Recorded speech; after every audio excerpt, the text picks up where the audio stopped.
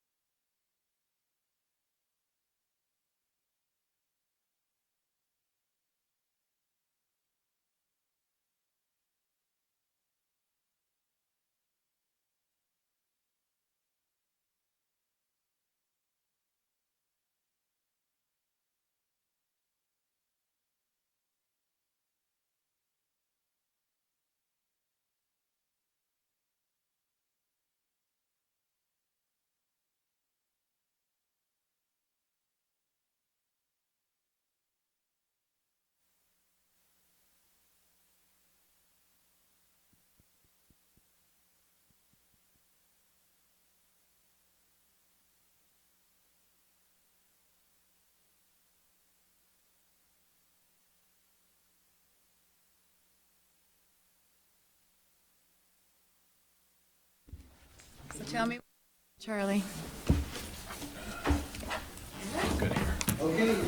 All right, so I am calling into session the South Burlington City Council for our regular meeting of Monday, February 3rd, 2020. And we're going to start with the Pledge of Allegiance. And we've never asked Charlie, our cameraman. Would you mind doing that, Charlie? Pledge allegiance to the flag of the United States of America and to the republic for which it stands, one nation, under God, indivisible, with liberty and justice for all.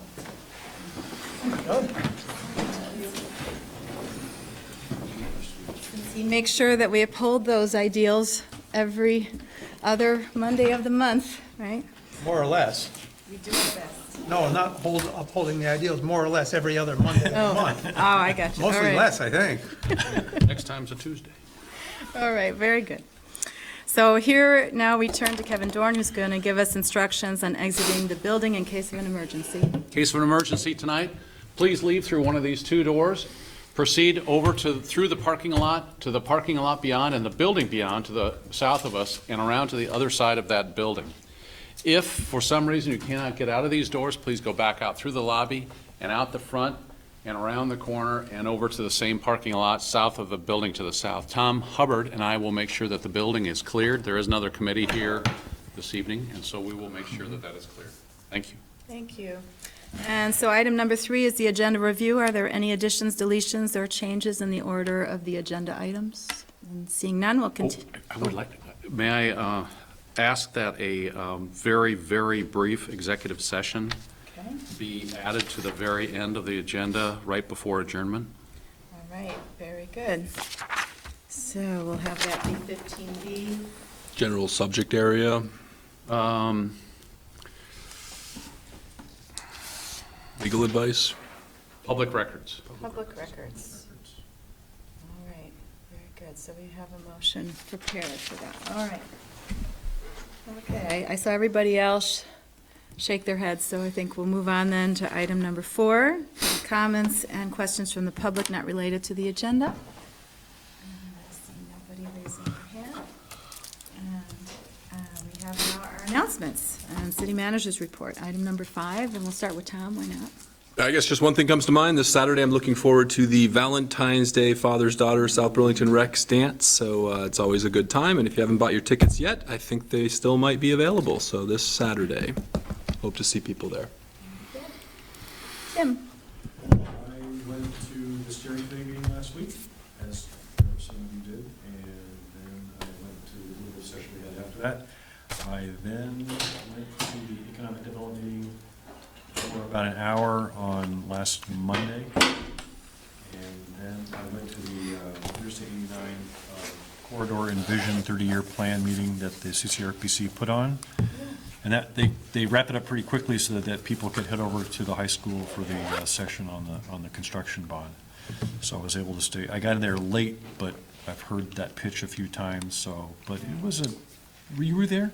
I was at the school board's meeting, yeah, but I had to choose between the two. Can you tell us a little bit about, I'm going to go to either the Williston or the Winooski meeting. So Bridget Burkhardt gave the pitch, again, that I think we've seen, and I left. Tim, can you please speak up? I'm sorry, hold on a second, let me bring a microphone closer to me. No, there's one. No, take that one, Tim, if you could. You could just stay right there. No, I'll move it back over. Can you hear me now? I sure can, thank you. What did you not hear me say? Where you went?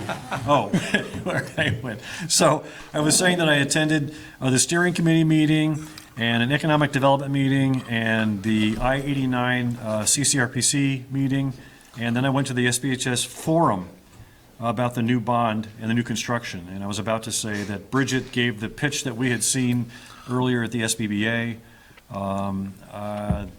I don't think there was much Q&A that happened at the end of that meeting, but they had lots of posters around, and then I had to leave. So there's been a lot of chatter happening on Facebook and in Front Porch Forum about the bond issue. It's going to get interesting, I think.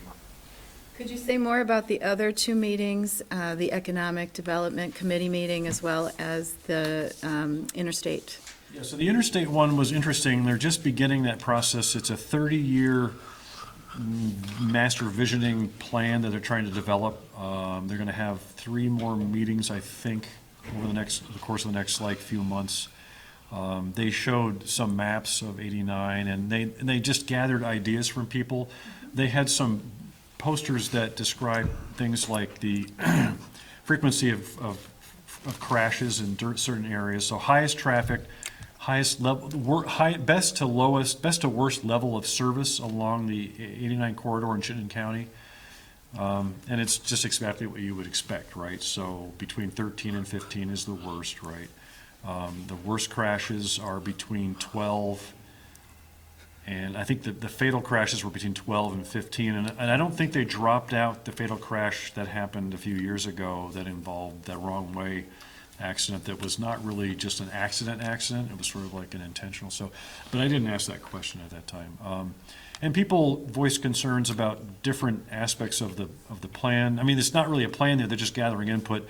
I asked if there's a possibility that technology could play a really large part in governing how people operate on the interstate, like when they choose to leave work, or if they could be notified, or if the transit app could help.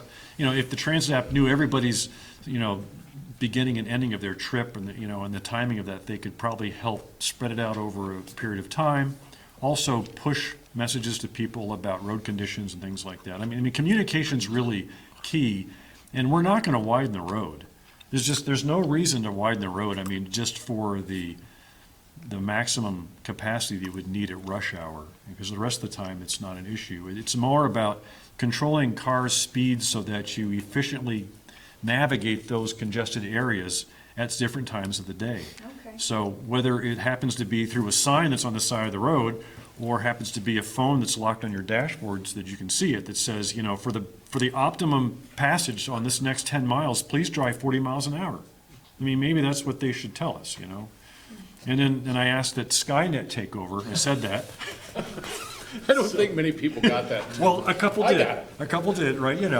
Which is just a reference to, a movie where, the computers take over and eventually control everything. And so, I mean, someday, maybe, because we never anticipated that we would be here today, 20 years ago with this thing giving us the connectivity to all sorts of possibilities. In 30 years, maybe all the cars will be semi-automated and semi-controlled by, smart devices in your car. So.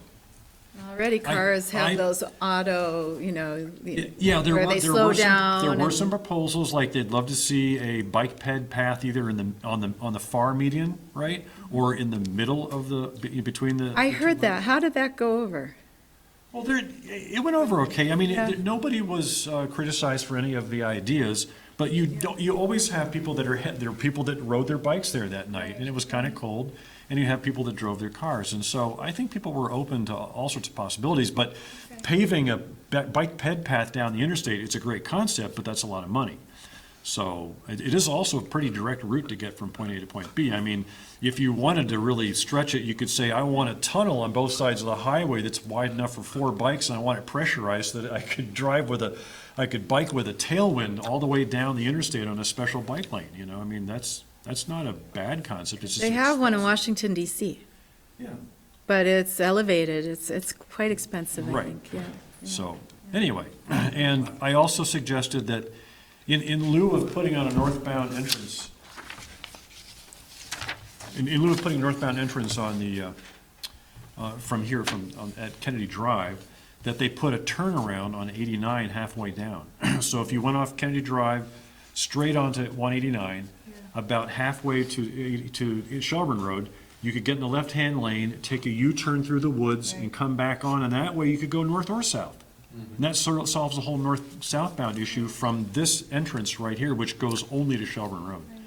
So, Be a lot and then cheaper. exit 12B was an issue too. It would also get you back off onto Dorset Street. Right, right. It solves that, I think. That solves It solves all of the problem. Right, I just don't know if there's enough room in the forest to accommodate an extra lane on the inside on both sides, and you would have to lower the speed limits on 189, which to me, it's such a short road, I would lower the speed limit anyway. Because by the time they launch off Kennedy Drive, they hit the crest, they go over 89, and they're barreling at 70 miles an hour, the lights are flashing because the lights backed up from Shelburne Road all the way to the crest of the hill, right? And where it's kind of dangerous is if you have to slam on your brakes, because I know a lot of people have rear-end collisions right along that corridor coming down to Shelburne Road. Right. Because especially in the morning, that's back. Rush hour, right. So anyway, so it was a good meeting. Was it televised by any chance? Was it what? Televised, was It was Channel recorded. 17 here? And it was definitely recorded. Yeah, yes. Channel, okay, good to know, Yeah. okay. Channel 17. Wasn't live though, was it? I don't think so. Okay. All right, well, thank you. I would have liked to have gone to that meeting, and Yeah. so that's, I wanted to have a fuller report. Thank you. David? I would have liked to, Can I just ask, are they sharing a link for a public survey or anything? They have a website and they have a Twitter feed. Are they posting a Yeah. public survey to get more You feedback? you should be able to enter comments in online. Just look for Envision 89, I think. Just Google that. I think it's at Envision 89 is the Twitter handle. All right, very good, thank you. David? well, I would have liked to have been able to go to that too, but schedule didn't allow. The next thing I hope to be able to go to is the school board's program, which I think is next, I think it's next Wednesday evening is more public, is another public session, and that's on my calendar. Because I have, I want to hear what people have to say, and I've got, personally, some significant concerns about the plan and the amount of money. Okay, very good. All right, and, go ahead, Helen. The only thing I went to was the steering committee meeting. Okay. And in addition to that, I also attended the South Burlington School District public hearing last week, and I got to speak to people, which I think people also are reaching out quite a lot to counselors. So this is definitely a big discussion here in our community, as it deserves to be. Can I ask you a question about that? Yeah, sure. Do you think there's probably not from the people that would have gone to the meeting, but outside of that, did you get any inclination that there's a misconception that this is a city council plan? No. I said probably not because of the makeup of the people that were at the meeting. I said, I've certainly bumped into some people at the university who live in South Burlington, and from their perspective, South Burlington, they really didn't know that there's a difference, and that is a concern. Yeah. My concern, and I have been watching the discussion online, simply because I see that as a way to kind of take the temperature. It doesn't give me, necessarily an overall accurate view, but it lets me know kind of what some people are thinking. And I have heard, some people say just vote no across the board, which I think would, I don't know that that's a majority view. I would tend to think it's not. And I think, we'll have to do a good job of getting out, and especially the candidates here. That's part of our job when we go out and go door to door, is we educate the public about the upcoming votes, not only, who we are, but also our budget and, all the different questions they may have.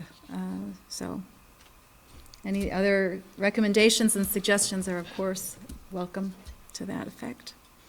All right. One more quick thing. Yes, please. I want to thank Justin Rabideau for having the Public Works team cut 3 dead trees on Dorset Street up by the water tank that were leaning towards the road, and in the course of months or years would have fallen down in a high wind and crashed on the ground. Thank you.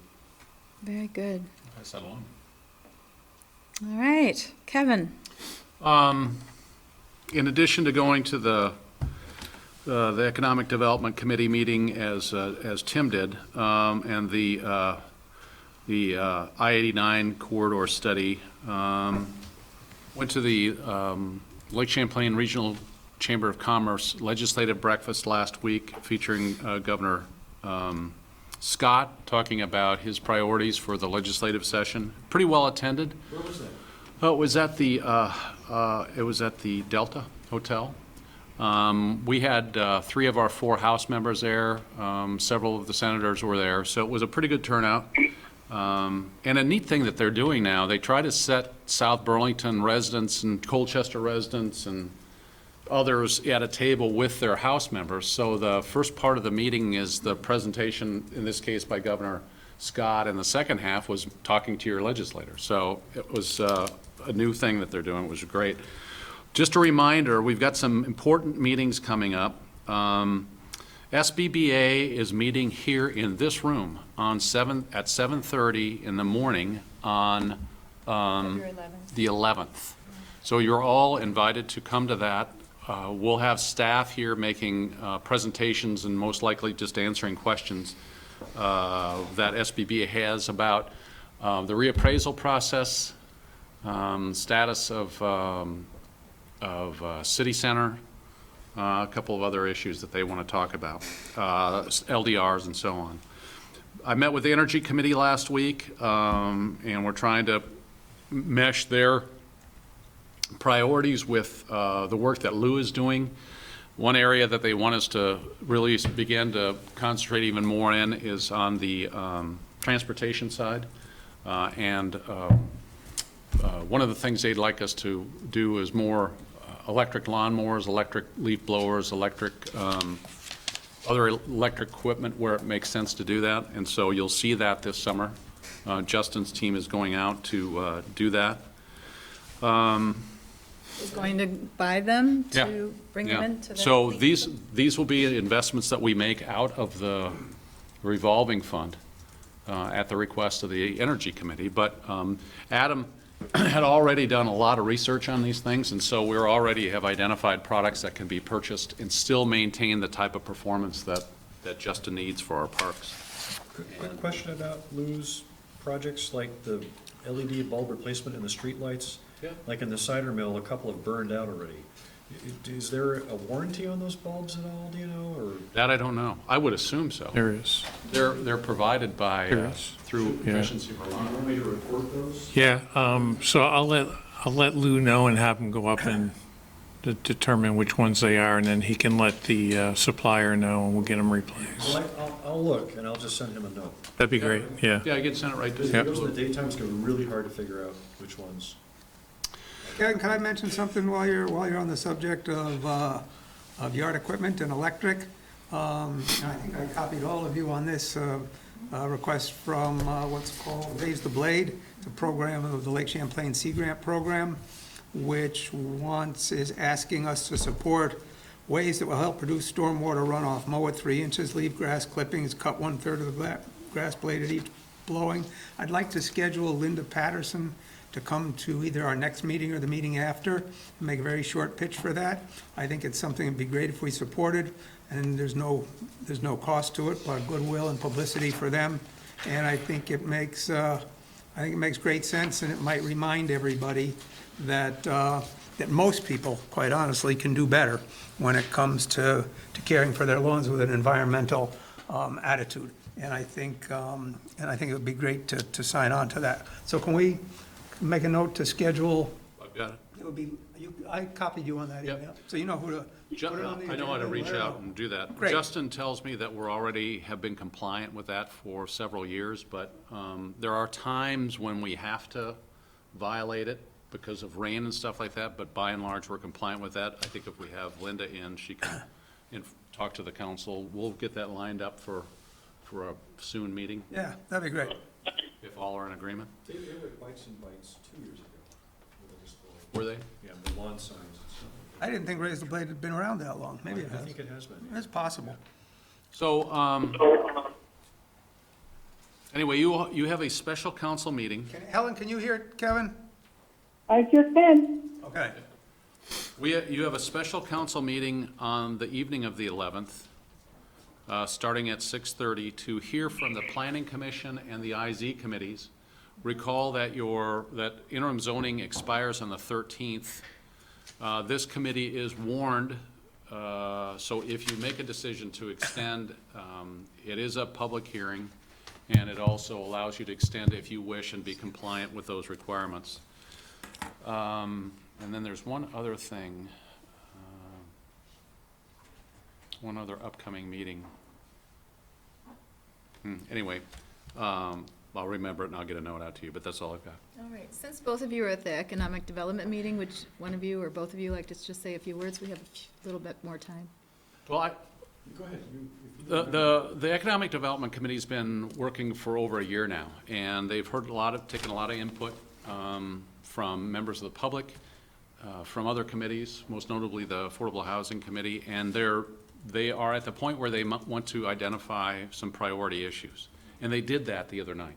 And so the priority issues for them right now are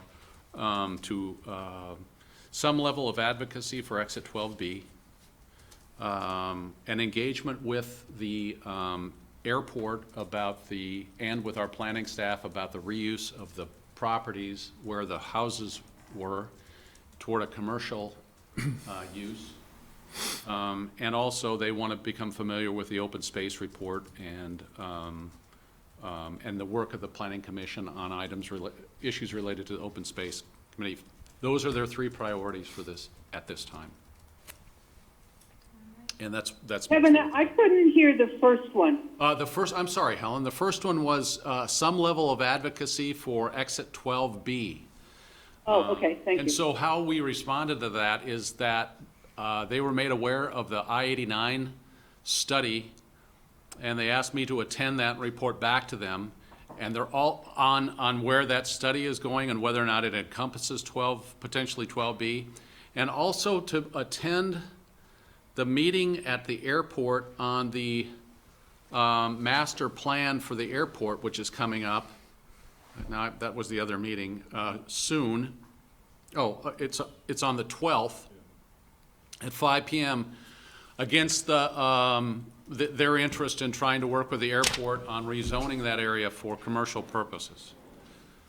So that meeting is on the 12th at 5 p.m. at the airport. Yep, the Stinson Room. Yes. All right, very good. So let's move on to the consent agenda. We have disbursements. We have minutes from October 21st, December 11th and 16th, January 13th and 21st. We also have the stormwater system maintenance agreement with Dorset Street Associates. We also have an irrevocable offer of dedication for Summerfield Avenue. And we also are accepting the presentation of the TIF annual report and certification of the increase in taxable value of the city center tax increment financing district. Did you say you would consider a motion for that? Or? I am entertaining a motion for that. All right. I'll second. Any discussion? Yes. All right, very good. So, first of all, in regards to minutes, Celine pointed out to me that we're missing November 19th. So we contacted Sue, we have a copy of it. Celine will probably distribute those tomorrow. You'll have a chance to go over them if you remember that meeting. And we'll try to have them for the next meeting, okay? The second part is, the TIF annual report is a very complex document. And I really wish there was a one-page summary that could be given to us like they do when we have to propose the budget and say for a $350,000 house or for a condo, that just says, year by year, here's what the value was next year, here's what the value was next year, here's what the ed versus municipal, tax increase was, or, revenue increase was for each of the years, and any notes that are, and like a timeline that says we have to, because every time I go through it, I feel like, I can't remember what it was last year or the year before that. I just remember last year we were kind of surprised that there was only like a $40,000 increase, right? Now this year I can't tell if now the total revenue is 80 to the city, or if we had 80 more, or and also it's like some buildings are nonprofit, right, versus market rate, so there's less revenue there. I kind of like to have it just spelled out year by year. If there's a way to do that easily. Yeah, we can do that. Yeah, And for the next time we do the report, or yeah, we'll put it up on the, together, just send it out to us again. put it up on the web too, under the TIF, so that's a good thought, Tim. Yeah, we can do that now. Okay. We don't have to wait till next year. Is that a reasonable request? I think it's a reasonable request. You have a need to know what your TIF district is doing in performance. That form is specified by VEPSI. Right. And it's kind of complicated. I mean, if I took the time to figure out, which is when, I could do it, but she works with it all the time, so. Yeah, So on that point, I would just raise, right now, I interpreted this most recent report as that we took in 80, but we spent about 160. So we fell short on 80, but what Lana's telling me is that we're expecting that to be able to recoup and get a lot more in the later years. Yes. So I think spelling that out and showing those projections are going to be really important if we make another vote or put another vote before the people over the next 18 months. So being able to really substantiate that claim that we're going to expect the TIF revenues to exceed what are, again, can we back pay ourselves on the shortfalls we had in these first couple of years? Is that what Yes. Lana said? It's actually one of the issues that's in contention, but yes, Okay. under the current law, you can. Great. So I definitely want to see that report, and that makes a lot of sense. Okay, that is something she did show us when we were voting on the TIF, but I agree that it's a lot of numbers, but I am willing to have that fresh. And we can show some actuals, Right. where they Right. were projections before. Justifying the projections. All right. Very good. Any other discussion on the consent agenda? All right, all those in favor? Aye. Aye. Aye. All right, very good. Count that electronically. Ellen did Ellen did vote. vote. Yes. in the Right affirmative. on, yeah. All right, so we are now at item number 7, and we have Eric Schate here with us. We're going to be discussing our retirement plan. This was on a previous agenda, but there seemed to be some question from members who were present that evening, and so Eric wanted to have the opportunity to come back and to just respond to any outstanding questions there might be. So as a reminder, I'm Eric Schate from Newport Group, and we do the annual funding for the pension plan. And today we're going to talk more about the funding policy and potential changes to it because of recent plan changes and how that's impacted the future of the plan. So to start off, if you have some slides up here, I don't know if you have copies of them. Go to the next slide. As a reminder, the current funding policy is we pay benefits being earned in a year, and we pay a payment towards the unfunded liability over a 20-year period. But currently, that 20-year period resets every year. So this year's 20, next year's 20, so it drags it out a bit because it keeps getting reset. And for an open plan where new participants are coming in, new participants are earning benefits, that's an appropriate funding strategy. What it does is it smooths costs out over time. If we go to slide 5, sorry. Effective July 1st, 2019, no new employees are going to enter the plan. So over time, the plan's slowly going to become more mature where there's more retirees. And the lifetime of the plan now it's far out there, but we have an endpoint, and we have a more definitive period in which there is no longer active employees in the plan. And at that point in time, it would be ideal to be 100% funded so that the plan could either just run out or we could discuss termination strategies at that time. But that's the overall goal. And we thought, talking with management, that now is the opportune time to make changes to the funding policy to address 20 years from now what our funding is going to be and start making progress now, because the sooner you make the change, the easier it's going to be. If we wait 10 years and there's an unfunded, the change would be more drastic then, whereas we'll see the change right now isn't much of a change. If we go just historically, we saw this graph last week, funding percent on the entry age normal, which is your financial statement liability, is 84%, and it's been pretty consistent over the last 3 years. And just a note on the next slide, we look at everything we look at is a snapshot. So 6/30/2019, you're 84%, but 12/31/2019, you're 85% because of the fluctuations in the market throughout time. And compared to other entities in the world, that's a very good number. Yes. Stealing your thunder, go ahead. 72, I think, was the average, as I recall. Compared to other plans in Vermont and the largest 100 pension plans, state pension plans, you are very well. This chart here shows the 100 plans kind of graphed out. You're the big red dot towards the top. You're in the top 25% overall of funded ratios on 6/30/19. The average is 74%. What are the axes? They're both the funding percent. It's just, yeah. Now, are these other cities and towns, what is it, phasing out this plan as we are?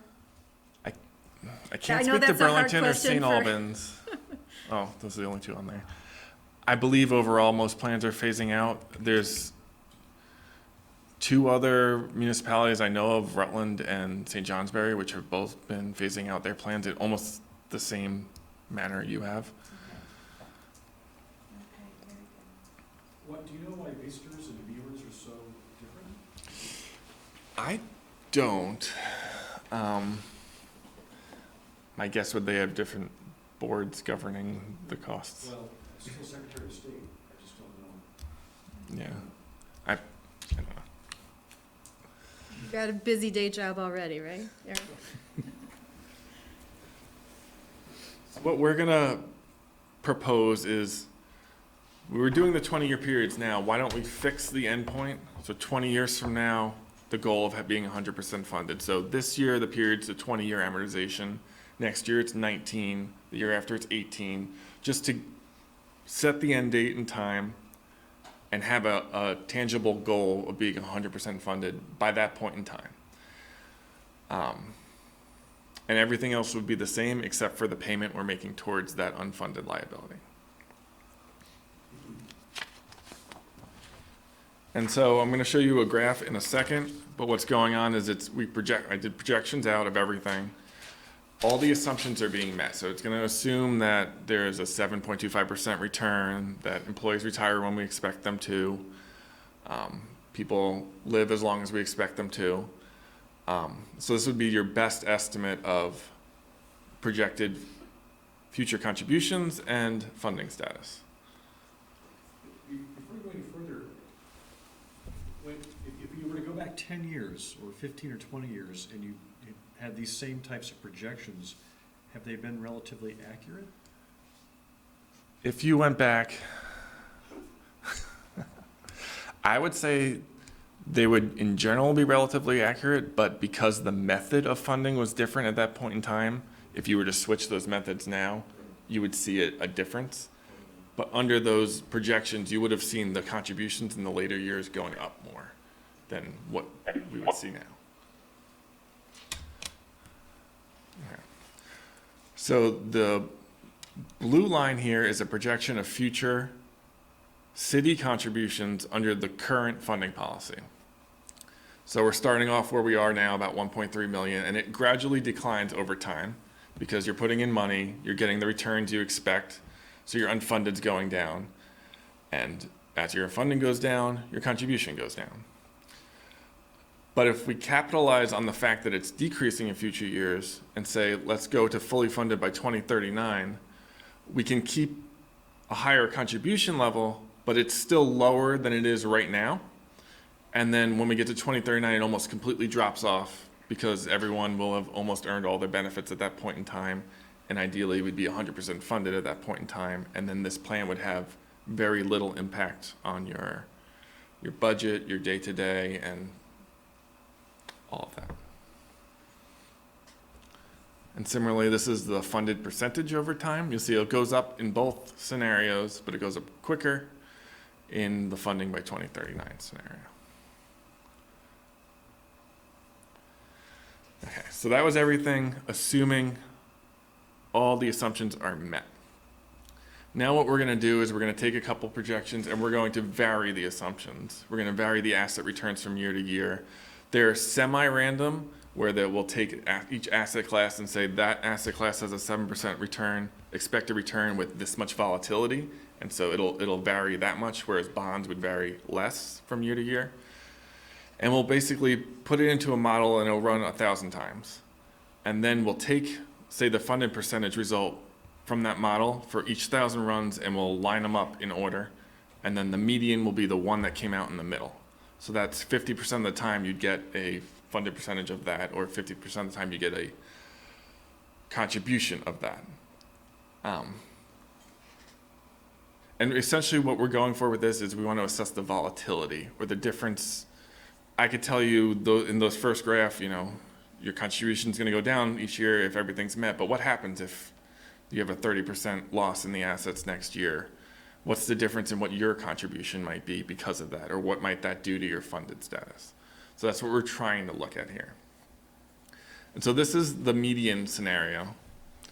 50% or better, 50% or worse. And you can see for the fully funded in 2039, the contribution does go up a little bit in future years, and that's because we're not using that 7.25% anymore. There's going to be asset losses in there, and overall, I believe it worked out to about 6.8% as what the return was on the average scenario through this. But also, if you have a 30% loss one year and a 30% gain the next year, you're technically coming out still lower. Even though the two average out to 30, you would need more in the second year to catch back up. So that's why we see it's similar to the other graph, but the contribution levels are a little higher. What if the recession like we had in 2008 is a repeat? You would see a jump in your contribution and a lowering the funded status. We'll see some scenarios in a second. Eric, under that scenario, if we set the discount rate at 6.3 or 6.68, what was the? 6.8-ish. 6.8, would those lines be together? From the two different projections? Yeah. Yeah, but their starting point would be higher. Okay. And this is the median scenario, the funded percentage. And yellow goes towards 100%. It kind of runs away at the end because it's just you're getting asset returns once you're 100% funded. But the current one also performs a little worse. But just keep in mind, this is 20 years from now where these things start happening.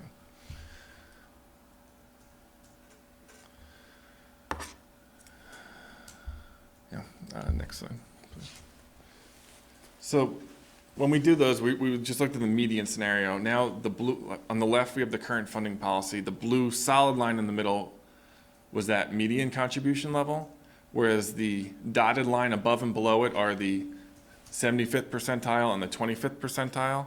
So the 25th worst case scenario or the highest contribution levels on the top, and the 25th lowest contribution levels on the bottom. Just to say what happens if there's a bunch of years of very good asset returns, your contribution could go to zero under the current method, or it could go higher, but it's pretty smooth, but it's at a higher level. Whereas if the 2039 method, if there's some significant losses, say 2038, 2037, there's only 1 year left to amortize those. So the contribution jumps up in this projection. So the point here is that if we were to change the funding policy to set it for 2039, your contribution would be a little more volatile and probably a little higher than it otherwise would have been, but you have that end goal. And there's nothing to say you can't change this when you get to that point in time. If you're 2035 and it needs to just move that a year or two, that could make a big difference in that jump at the end. But I guess the point now is to demonstrate a long-term commitment that we're going to start working towards this in the future years, as opposed to letting it just reset every year. And in the blue line, we can still, as 2021, 2022, 2023, we're still approving how much we contribute, and we will adjust accordingly. So this is based on our past and what you were going to recommend, but should things vary more than we expected, we are still actively monitoring this, and we as a council approve how much we're contributing to our pension, and that can go up. We're planning accordingly is the point you're trying to make. Right, yeah, and that's a drawback of any of these projections. 50 years from now, who's to say that we're gonna have the same, we're not gonna make adjustments along the way that mitigates that. It's not like we signed a contract that we're only gonna commit a certain amount of money. We're gonna actively monitor this as the years go on. I mean, we always have the ability to try and negotiate a different pension plan, right? Different contributions. But this plan that we have is our plan. So, but, I mean, so let me just get this straight. What does it take to change the formula for the payout of the pension plan? Is that something that is part of the contract, or is the pension plan set by the charter and then contributions are negotiated by the contracts? Contributions are negotiated by the contracts, but you have a plan document that says the terms of the pension. And most of the bargaining agreements have, this is our benefit that we're getting. So if you were going to scale that back, you'd have to bargain. So, but what sets the plan? Is it city council that sets the plan? So And the plan document? Yes, Is set by city council? yes. If city council desired to change the plan, we would have to vote on it, but then subsequent contracts would, when they got renewed, there would be discussion about that, or? Correct. Or would we have to have discussion to change the plan in conjunction with contracts when they were in dispute? Probably want to do that first and then change the document at the end, if it was the intent of the council to do it, because both things would need to happen. Yep. These are questions I want to ask, Yep. because I don't know. So, what would it take for us to get to that worst-case scenario there, that yellow dotted line, where future councils will be gasping for air? you would have to have a couple years of, it could be a couple years of no returns, 5% returns, maybe one big year of a negative 30% return. And the closer it is to 2039 in this, the bigger impact it would have. Everybody is exposed to that risk, because that would be a macroeconomic, because we're diversified to the point where whatever major calamity you're talking about, every fund would be facing the same type of Right. trouble. Right, but we'd be having retiring employees So would the rest that of the we're country, liable right? for. Right, well, I hear you, but the goal is not to relive 1930, right? So, I mean, it's just something to be mindful of. We're doing what we can, though. Yeah. Right, we do what we can. In terms of current dollars, which plan has the fewest total dollars? Is it the one on the right? The fewest total dollars in contribution now would be the one on the left, the current policy. The left, okay. But 20 years from now, it would be the one on the right. So it kind of just, really what we're doing is changing the period in which contributions are made. You could either put them in now, or you're going to put them in later. Or put them now and accelerate it, or put them now flat, as it shows in the blue line, right? And Right. just keep paying, whereas if you pay more up, then you can drop it to zero. That being said, though, to squeeze those lines together, back to Megan's point, if we reduce the rate of return to 7% now,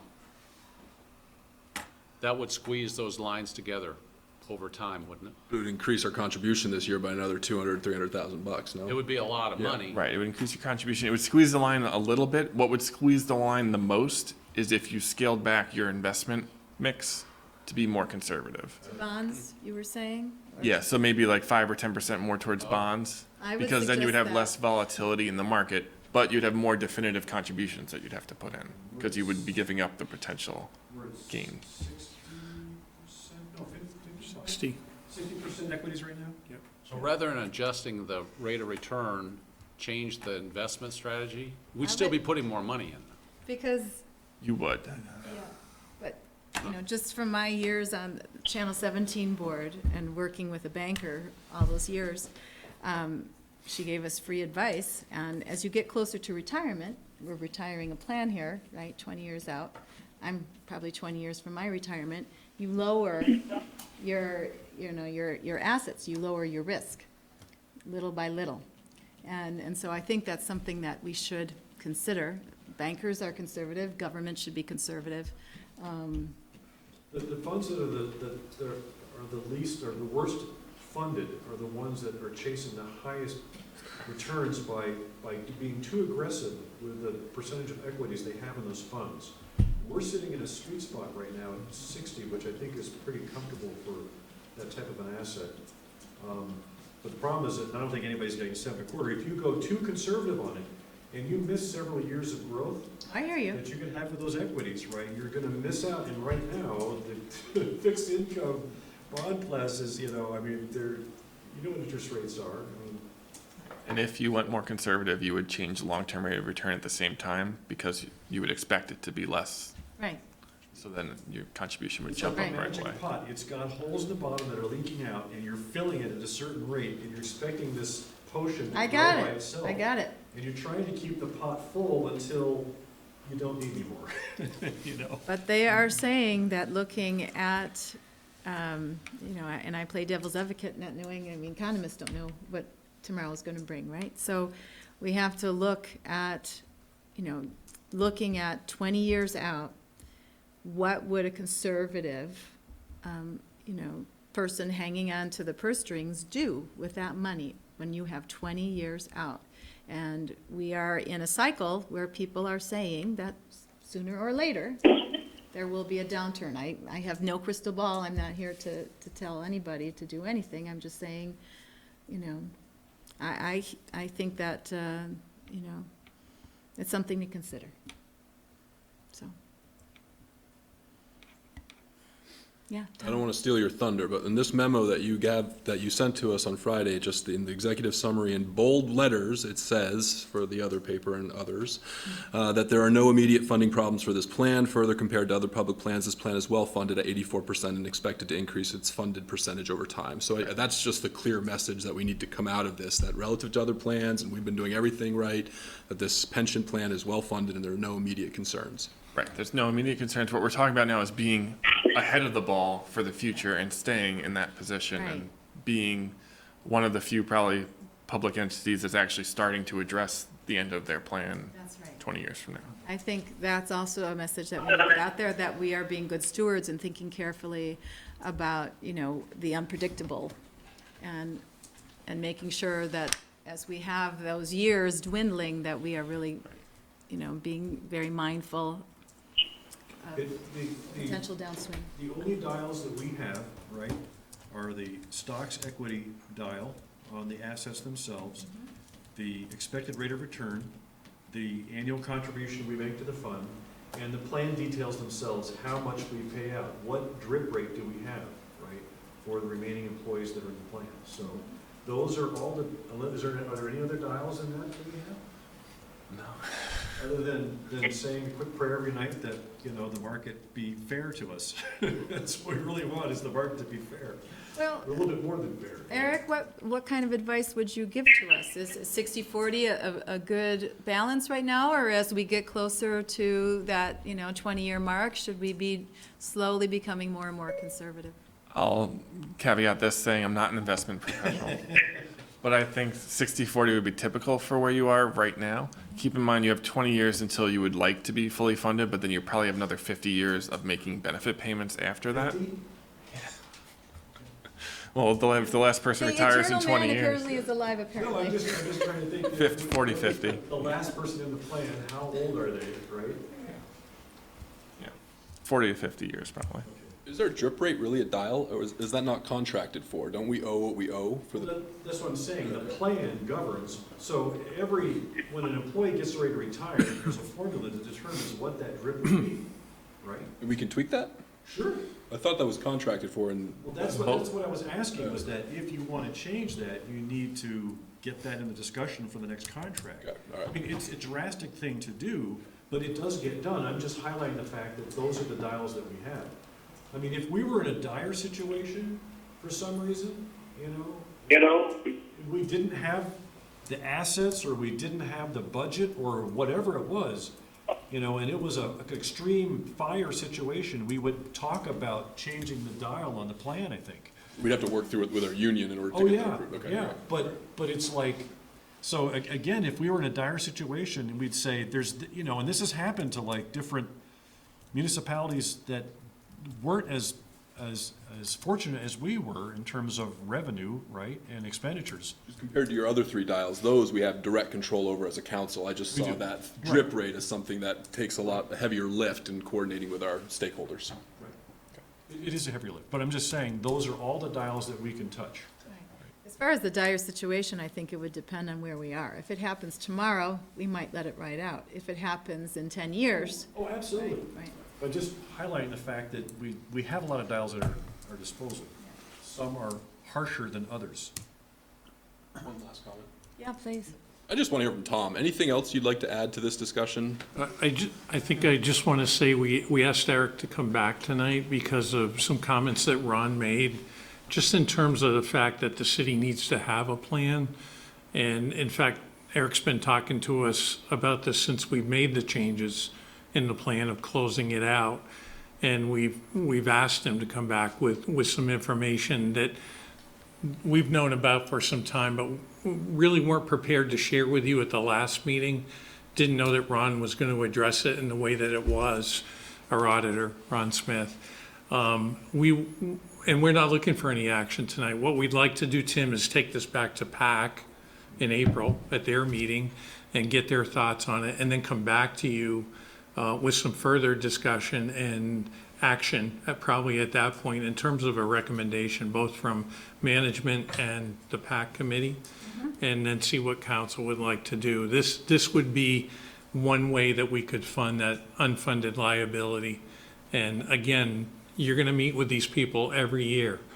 So there could be different tweaking that needs to be done along the way, but that's the value of having them as our resource and having them come in and say, we need to change the plan a little bit because of what X just happened.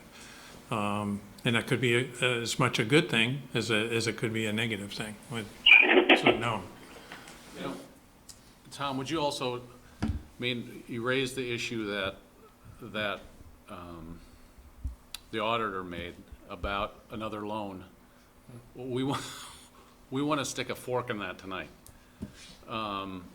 The city has no need, Eric, and no plan to take out another loan for the pension. It's actually, if you go to the next slide. So I was just going to briefly talk about a bond or a loan for the plan. Really, all you're doing is borrowing money from somewhere else to put it into the plan. So you're taking the unfunded liability from the plan and moving it to the city. You're not going to solve any funded status at all, and there's no need to do that right now. There's no need for the money in the plan for pension payments or any real reason, because you're 84% funded, and that would just lock you into making those loan payments, as right now you have the flexibility, and it doesn't do anything to address the future, because you could start making those loan payments, but then you still have to put contributions to the plan, which you could just end back up where it was before. When the loan was taken out before, there were no GASB standards for the unfunded liability. It was based on present value only. The present value at the time that loan was taken out, 69%. Present value. Our present value today is just over 100%. So there's a big difference in terms of where the funding in the plan exists. Can I ask one quick question? Sure, please, Tim. How many individual municipal non-VEMR's plans are there in the state of Vermont? I believe there are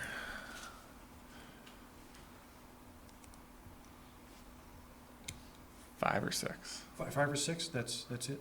So Burlington, Rutland, South Burlington, St. Albans, St. Albans, St. Johnsbury. St. Johnsbury, okay. Yeah.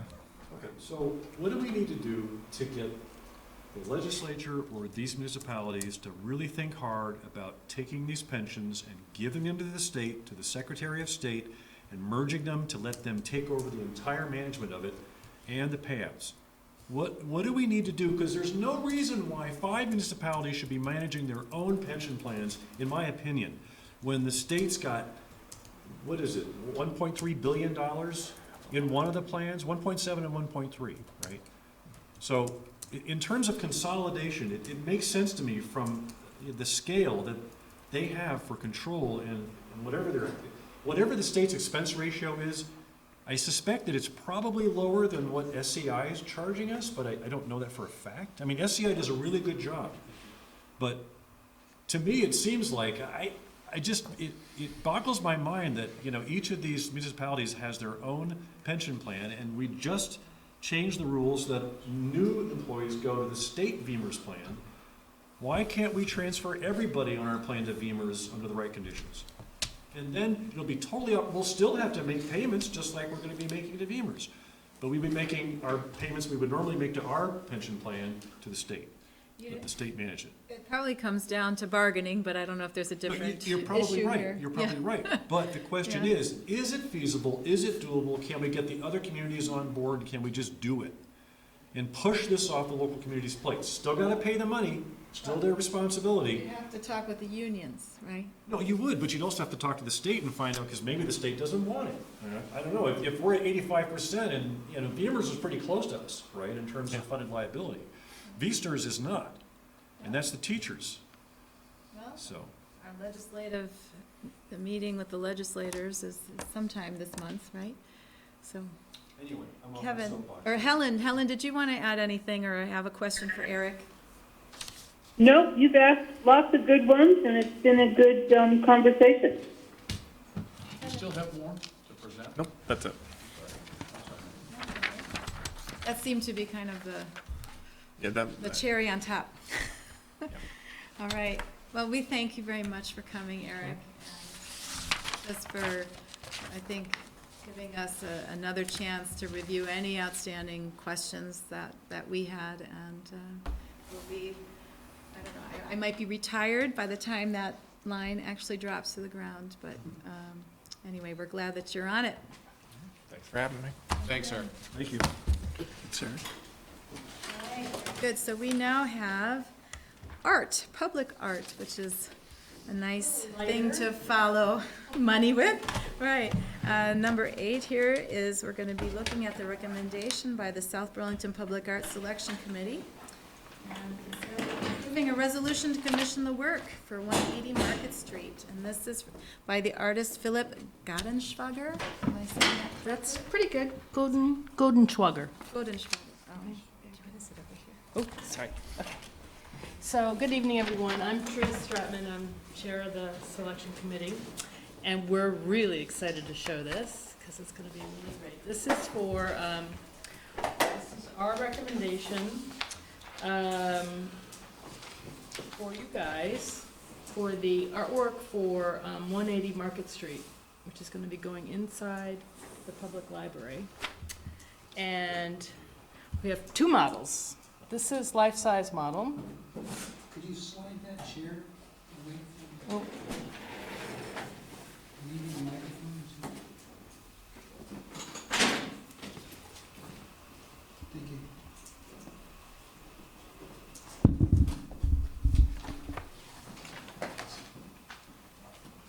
It's a clock. Tim. See it now. What time is it, Tim? It's not advertising watch time, which is always 10 Almost after 10. 5 to 3, it looks like. so, let me just start off before I disclose everything. We received 31 submissions from all over the country.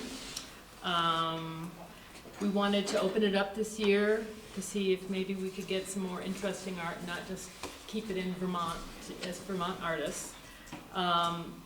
We also received, in part of all of this, we received 76 comments from the community and the architectural design team.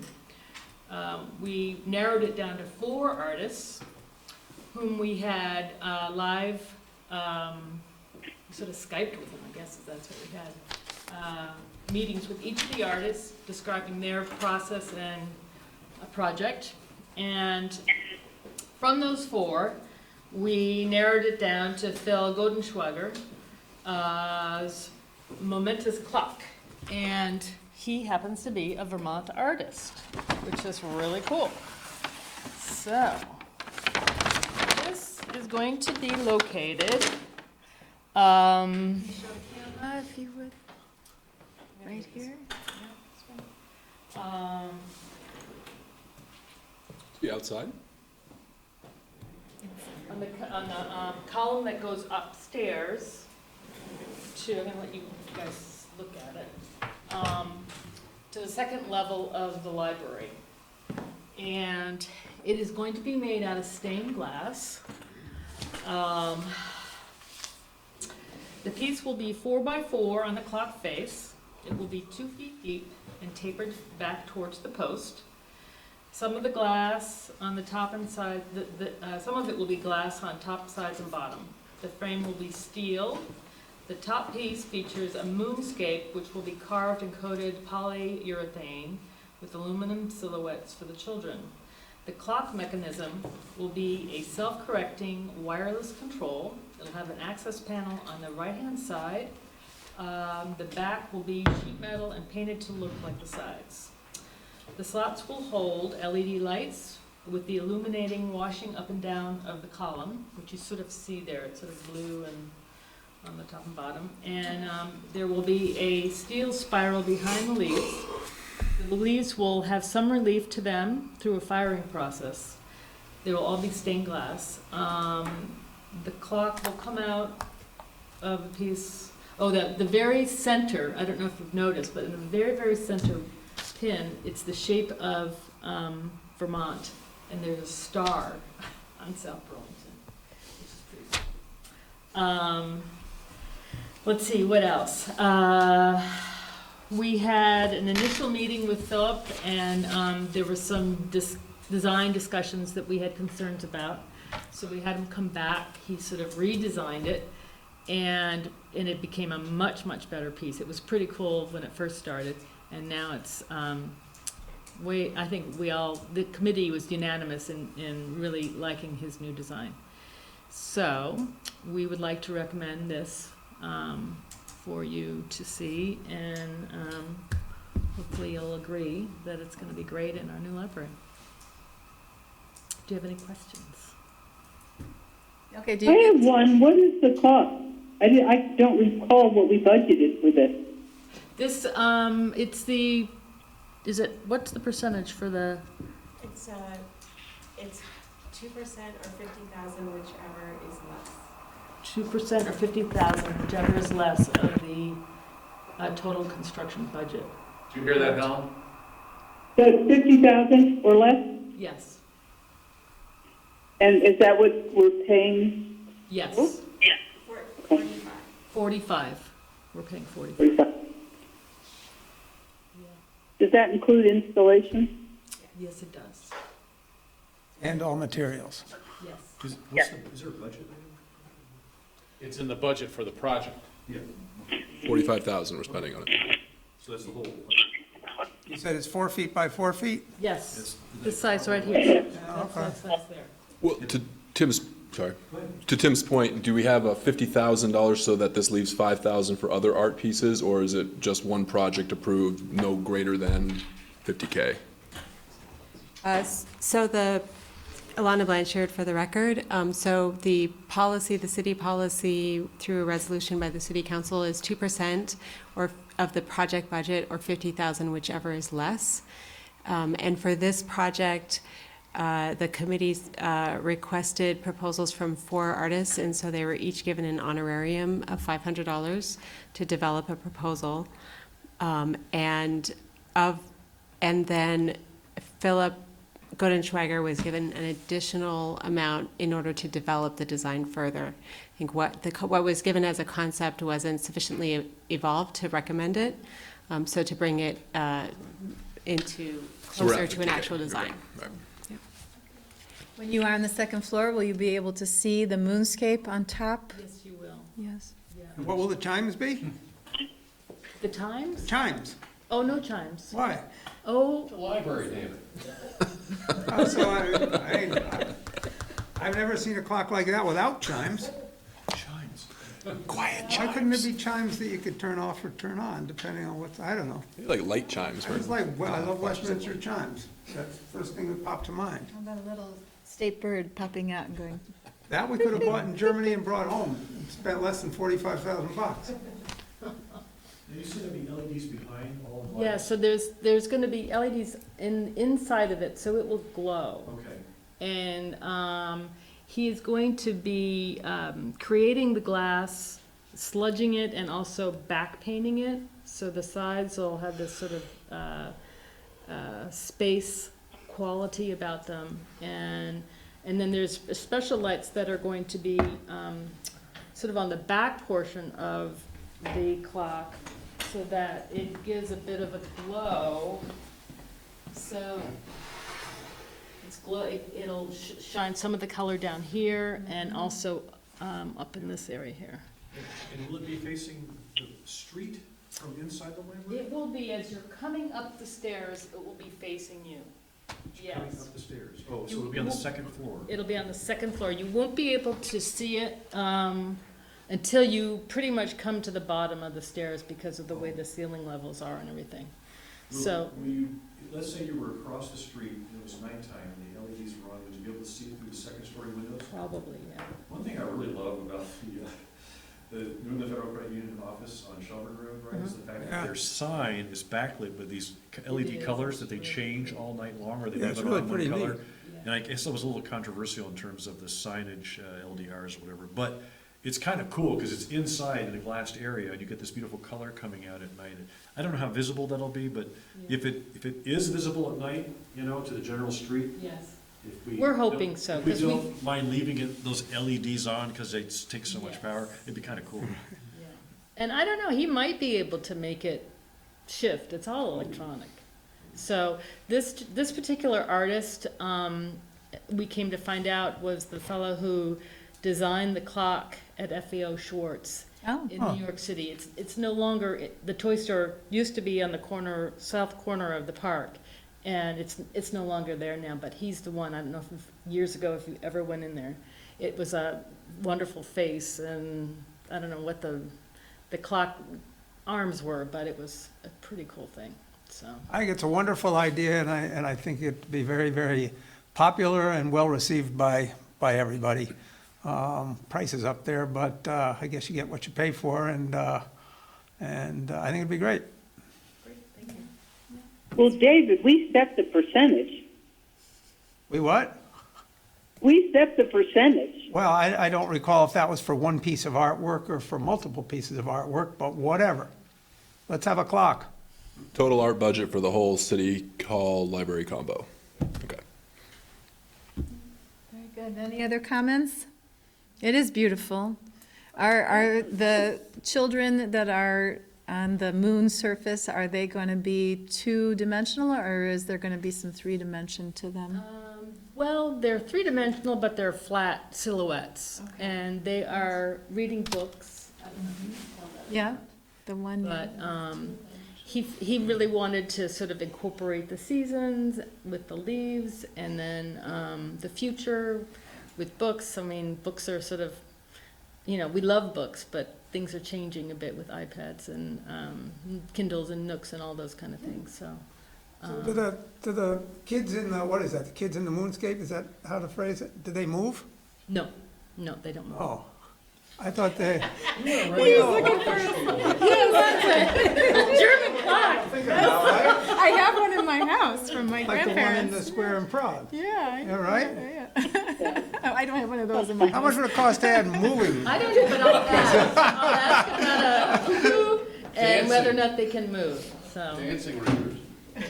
No cuckoo, just move 'em. My final two comments are, how easy will it be to replace the LED bulbs that burn out? Right, over The time? side panel, this side here, it will be hinged, Okay. and it'll be great access to it. The way it's located on that column, no one will be able to touch it. What's neat is as you come up the stairs, you'll have more of a straight-on view of it. It really shouldn't have a lot of maintenance at all, It shouldn't. besides basically dusting it So occasionally. the clockwork will burn out at some point or become defective, so keeping that in mind, the question is like, how much does the clockwork cost? And Yep. should we buy a second one and put it in a box for 20 years, you know, or 10 years, whatever it is? Is it digital or mechanical? That's a good question. Oh, that's a good Well, question. hands turn, right? Yes, the hands turn. So it's gonna be.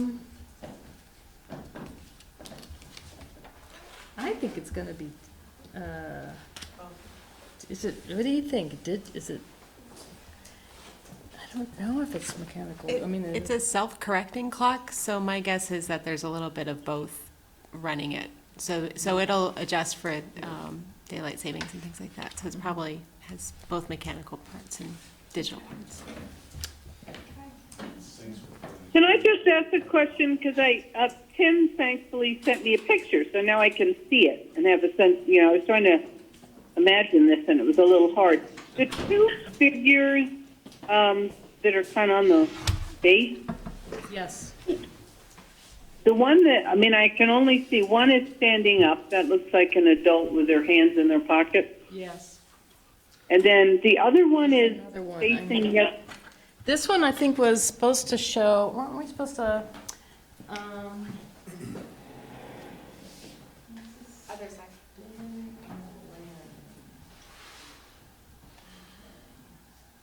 so it's sort of like.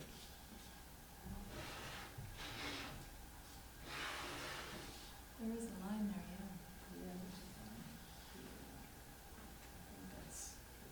And of course, it's, there's an opening over the staircase, so.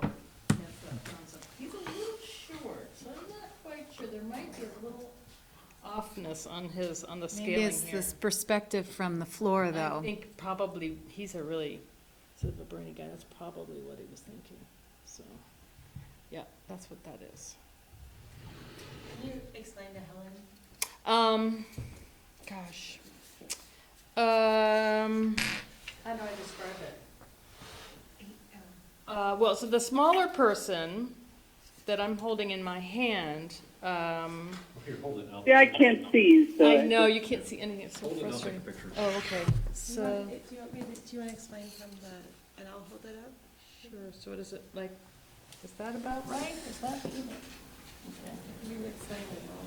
Sure. So this is the second one.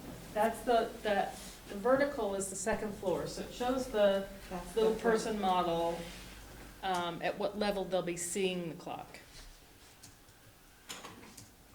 And this is 6 feet.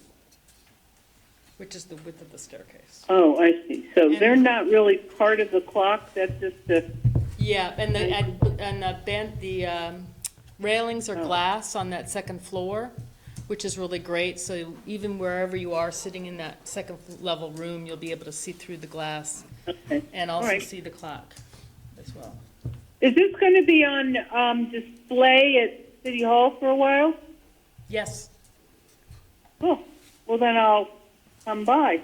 We're certain that that's the full-scale cardboard. that's the full scale. Because, you know, that movie where they didn't take care of the scale, and they had the little, you know, the Stonehenge was this big. and- Right. Where is the Vermont shape with the star? Thank you. That I That is located very center.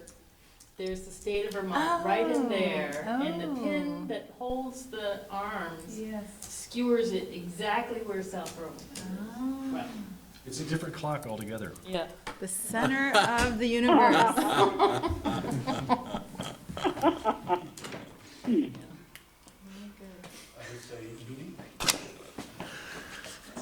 We tried. That was a good one. That was good. I like All right, very good. Any other comments or I like it. questions? I do like it. too. I like it a lot. I think it's going to be a wonderful centerpiece for the library, but also for that, city center area. Okay, so you need a motion to approve this resolution authorizing the commissioning art for Marketplace, so I move we accept the resolution or pass the resolution. Excellent. Any seconds? Second. Very good. We got a motion and a second. All those in favor? Aye.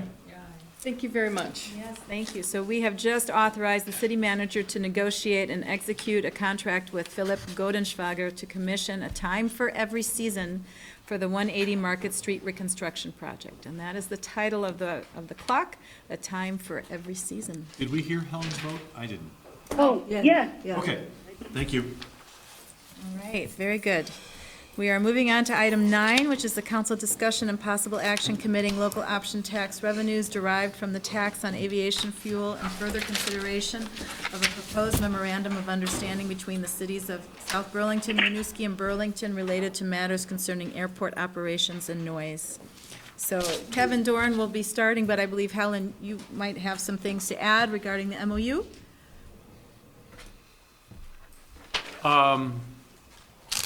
Yes, thank you.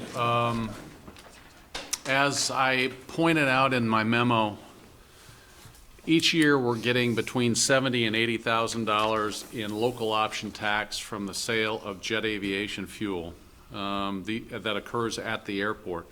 These revenues need to be reinvested in an airport or an aviation-related function of some type. given that the airport is owned by the city of Burlington, the externalities that we have to deal with are noise, traffic, things of that nature. Since there is an active noise abatement program associated with NCP, one potential area for you to invest those funds on an annual basis is in noise-related investments in homes and potentially in the school. But at some point, I think the council needs to decide this issue, given that we have this ongoing debate that Helen may want to talk about related to the so-called local match that somebody has to come up with for the grants that will be hopefully awarded by the FAA for the insulation programs for homes and for other NCP programs. So since you have some revenues, I think the pressure is going to come that the city commit those to something. And the NCP type programs or an expanded program to make sure that you can also work on homes that are not covered by the NCP may be something you want to consider. You don't necessarily have to do this tonight, but to begin that discussion, I think is probably worthwhile. Yes, Tom? So I'd want to say right off the bat, I'm going to yield to whatever our airport commissioner recommends on this point, but one reaction I have to this, I understand that local sales option traditionally in the city is used to pay down what we charge to our property taxpayers. So it goes into the general pool that we spend on a variety of different services. I also understand that the city of Burlington currently transfers a certain amount of money, I've heard is around $380,000 a year from the Airport Enterprise Fund to the City of Burlington to pay for things like HR, for human relations, for shared services, as well as some of the mayor's salary. I'm not against putting this money aside for that planned or any installation programs, but I would keep that issue separate because I still think that that responsibility falls on the airport. And I, as one person, and again, I would yield to the airport commissioner's recommendation on this, I see value in having this $80,000 be used to subsidize and pay for what I see our community, our city, paying a lot for, which is in labor of time, of management and administration. So I would say that this $80,000 in an equatable form to what Burlington does in transferring some amount of money from the airport to the Burlington fund, we should use this money to pay for either more of Paul's time or more assistance to Paul or to Kevin or to Tom. Because this city spends an inordinate amount of time in my 5 years on council and going back further of staff hours on managing issues related to the airport.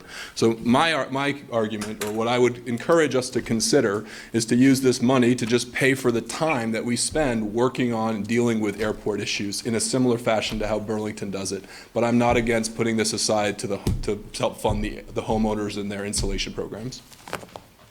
I know that there is there are some strings attached to this local option tax. Kevin, would you like to respond more specifically to that? I think it's an interesting idea. There are strings attached to it.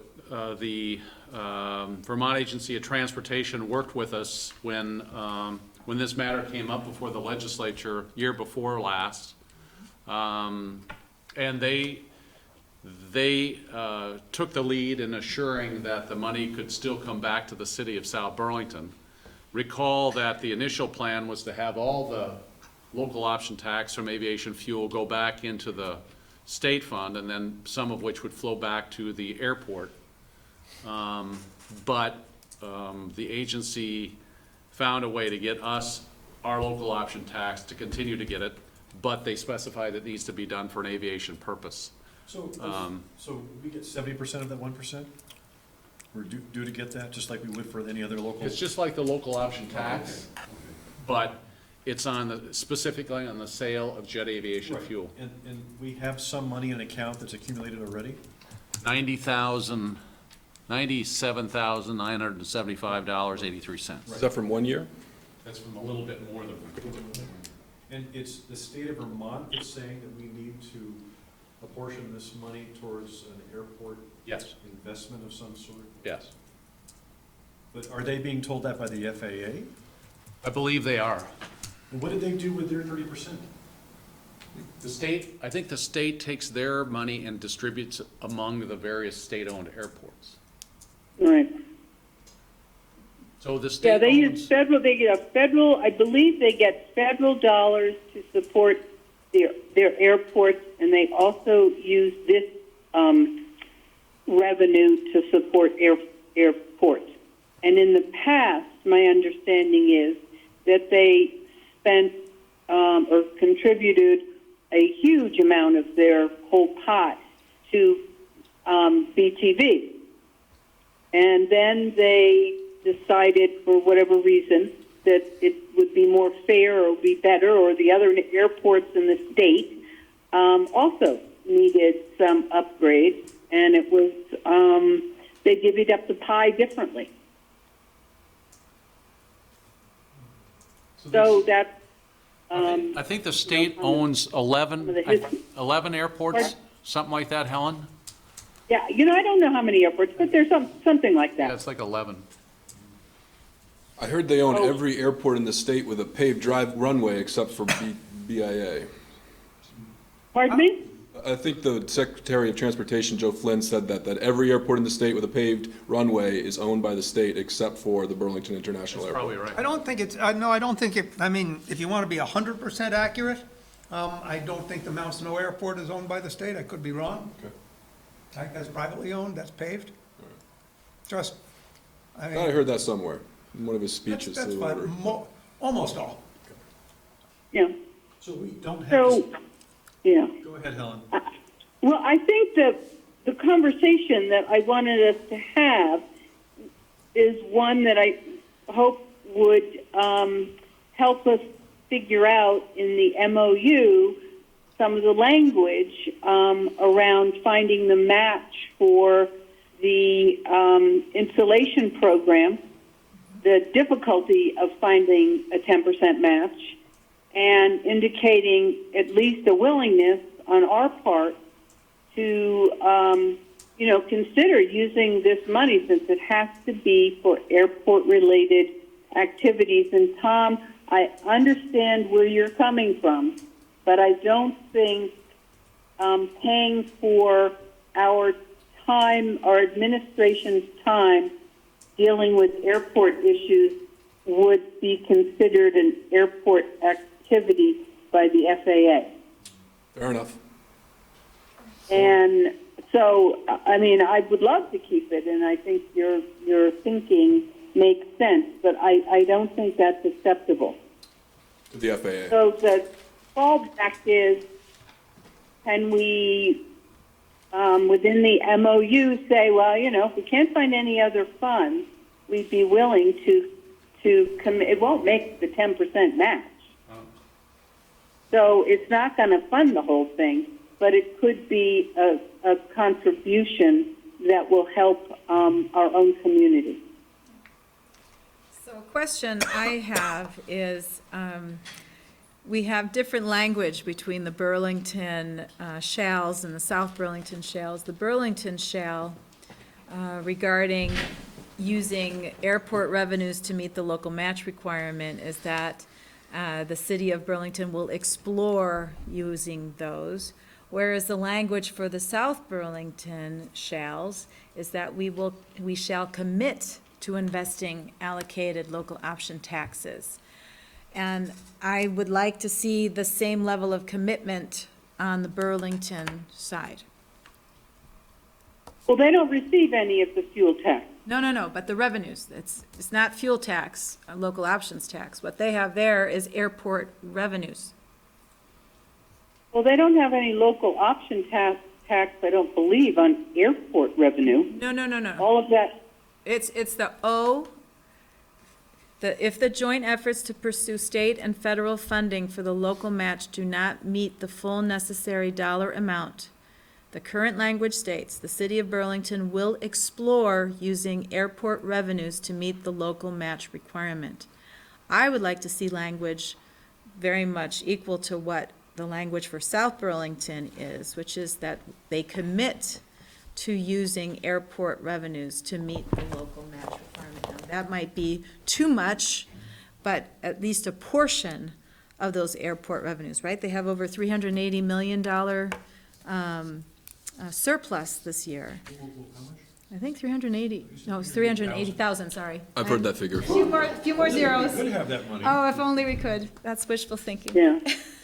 So that's a lot more than the $60,000 to $70,000 that we were talking about here. Would you be equally happy if our language Well, was to commit I to mean, explore? I just want to make it clear, some of their revenue, as I understand it, really comes from the additional dollars or whatever percentage that they apply to the tickets.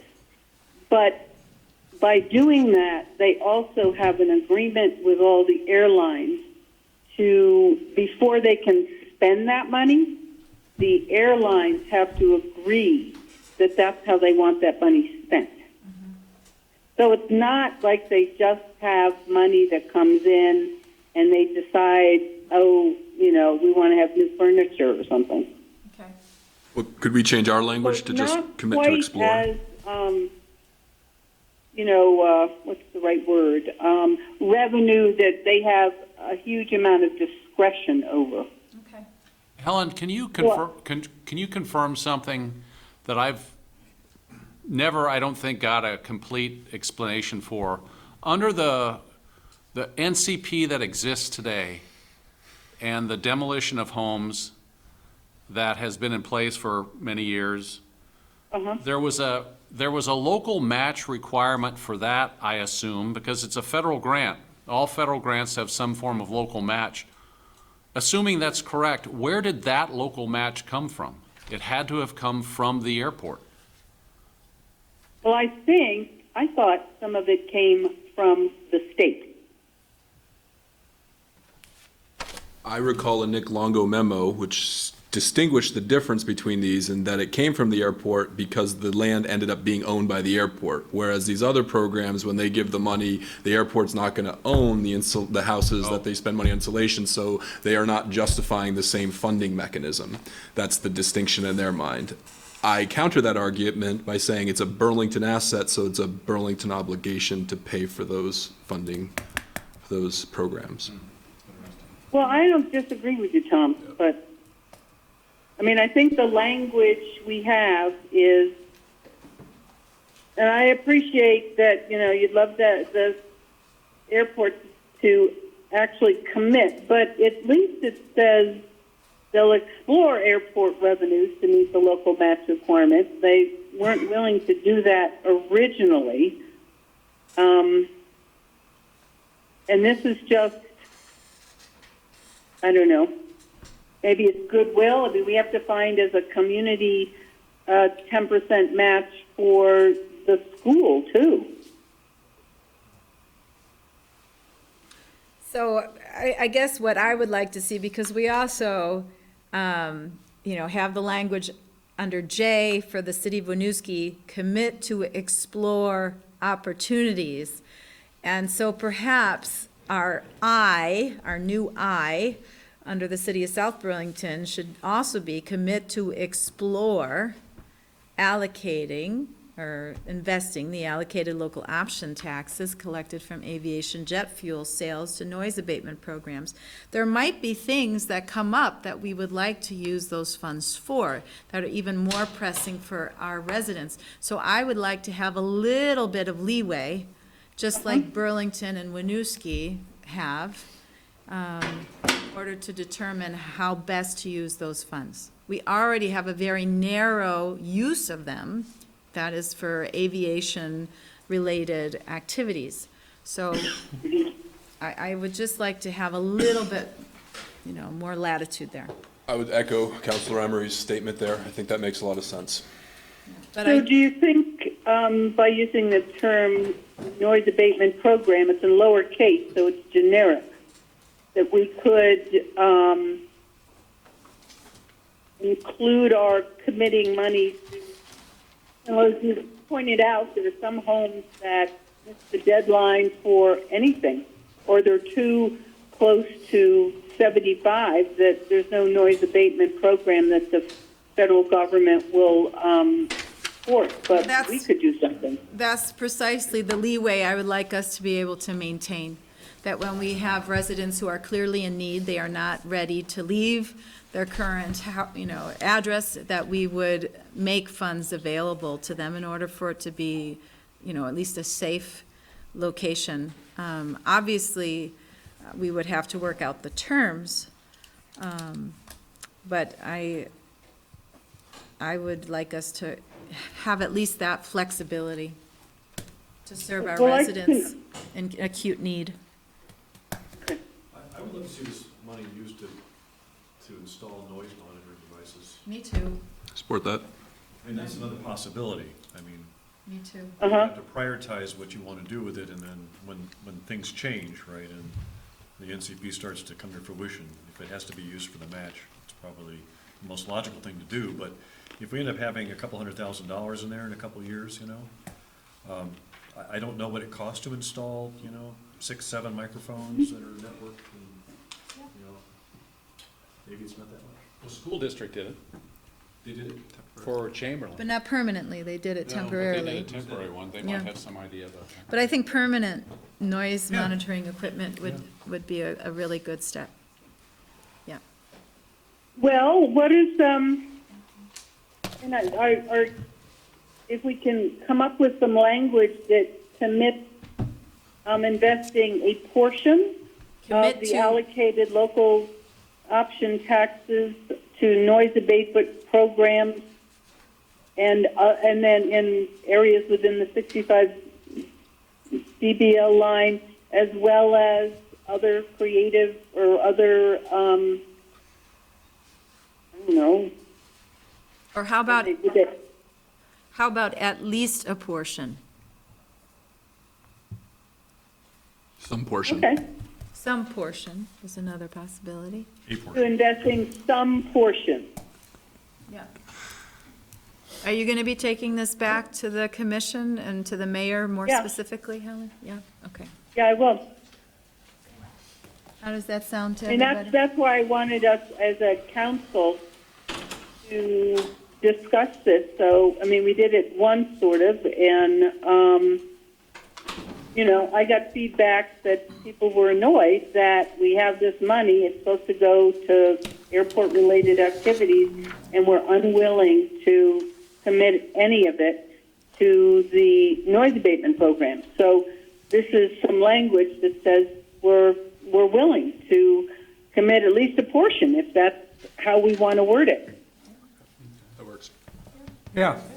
Why don't I then, it sounds like there's consensus on the council, why don't I go back then, Helen, to the original document and try to work that in? And then I'll send that out by email to all of you. Okay.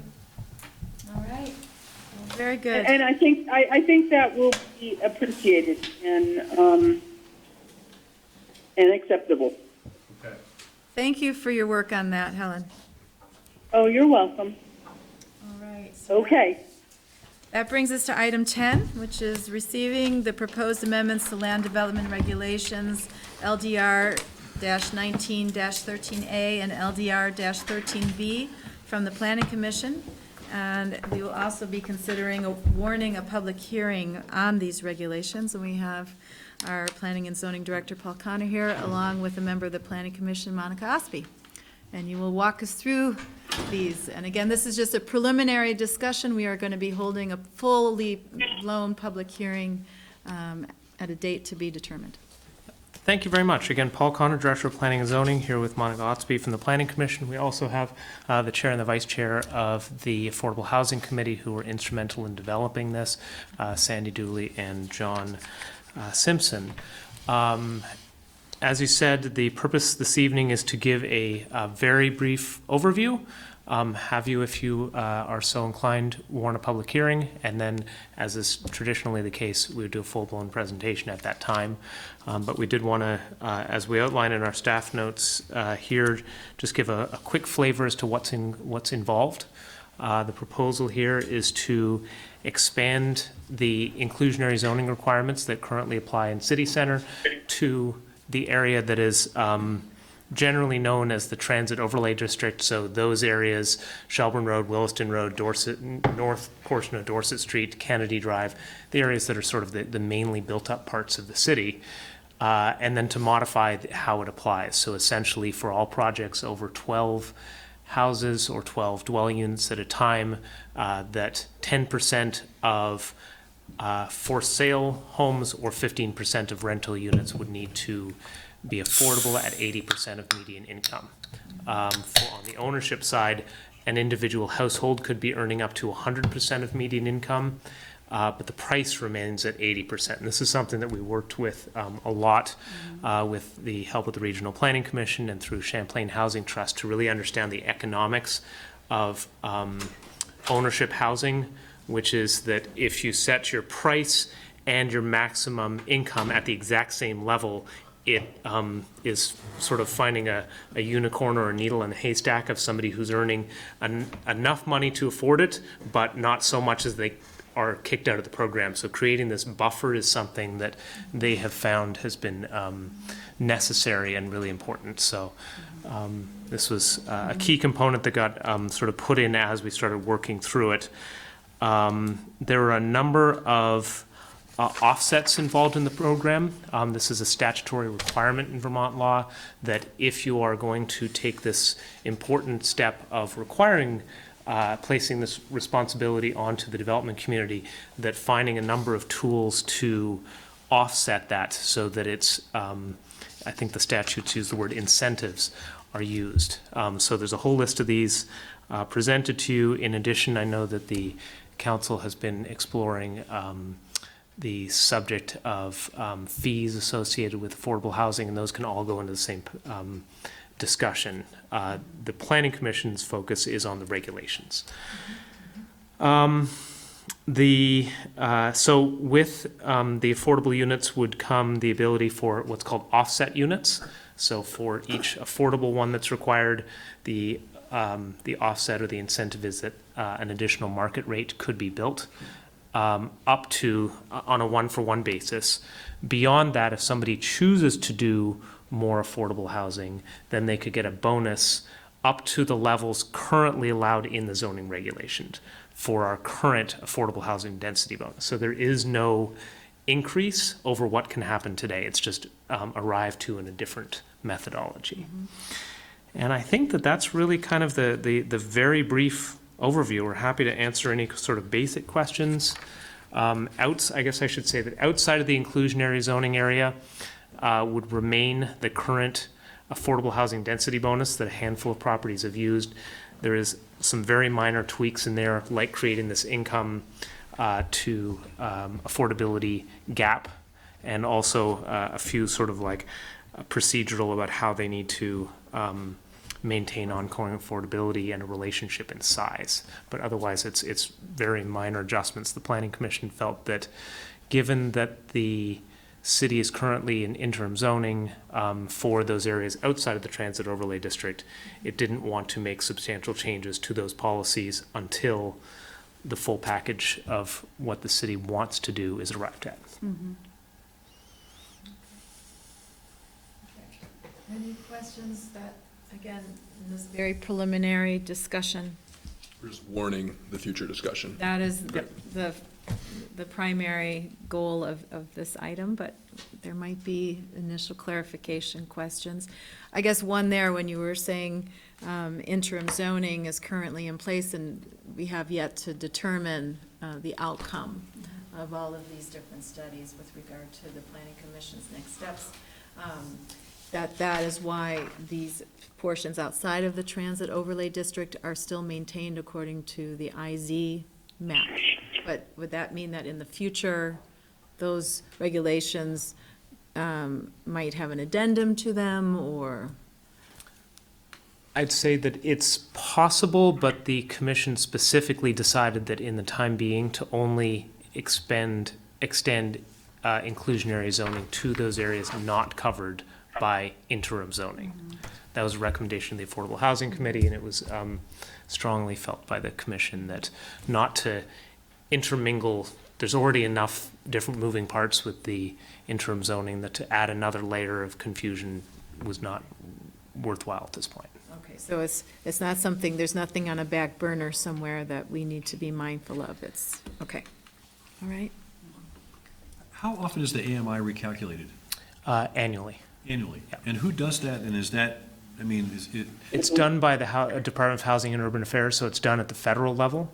And then the Vermont Housing Finance Agency plugs that into a spreadsheet and makes not adjustments, but additions to the information related to typical utility costs, depending on, are you Green Mountain Power, are you Burlington Electric, are you any of the other ones? So they do some addendums on an annual basis when the HUD information comes out. So both of those are ongoing information that we can rely on. At the time the developer comes in with an application, you would apply that current AMI, even if it's about to change, or what? We would apply the AMI at the time that that they're looking to have the homeowner use it.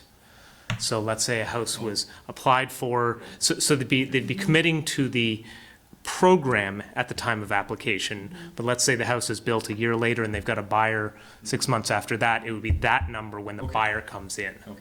And when it's sold again 5 years later, it's based on that year's. Right, so the developer is committing to the program, not the year. Right. I think our recommended hearing date is is the date of your typical second council meeting, because the first one is pre-town meeting day. So it'd be the 16th. March 16th at 7:30. Do I ask the audience for any comments potentially at this time? It's not a public hearing. Anything that, John and Sandy, yes. I was just going to add to Paul's report is that for home ownership inclusionary units, the offset is 2 offset units. Thank you. Yeah. It's 1 for rental, each inclusionary rental unit, and 2 for each home ownership.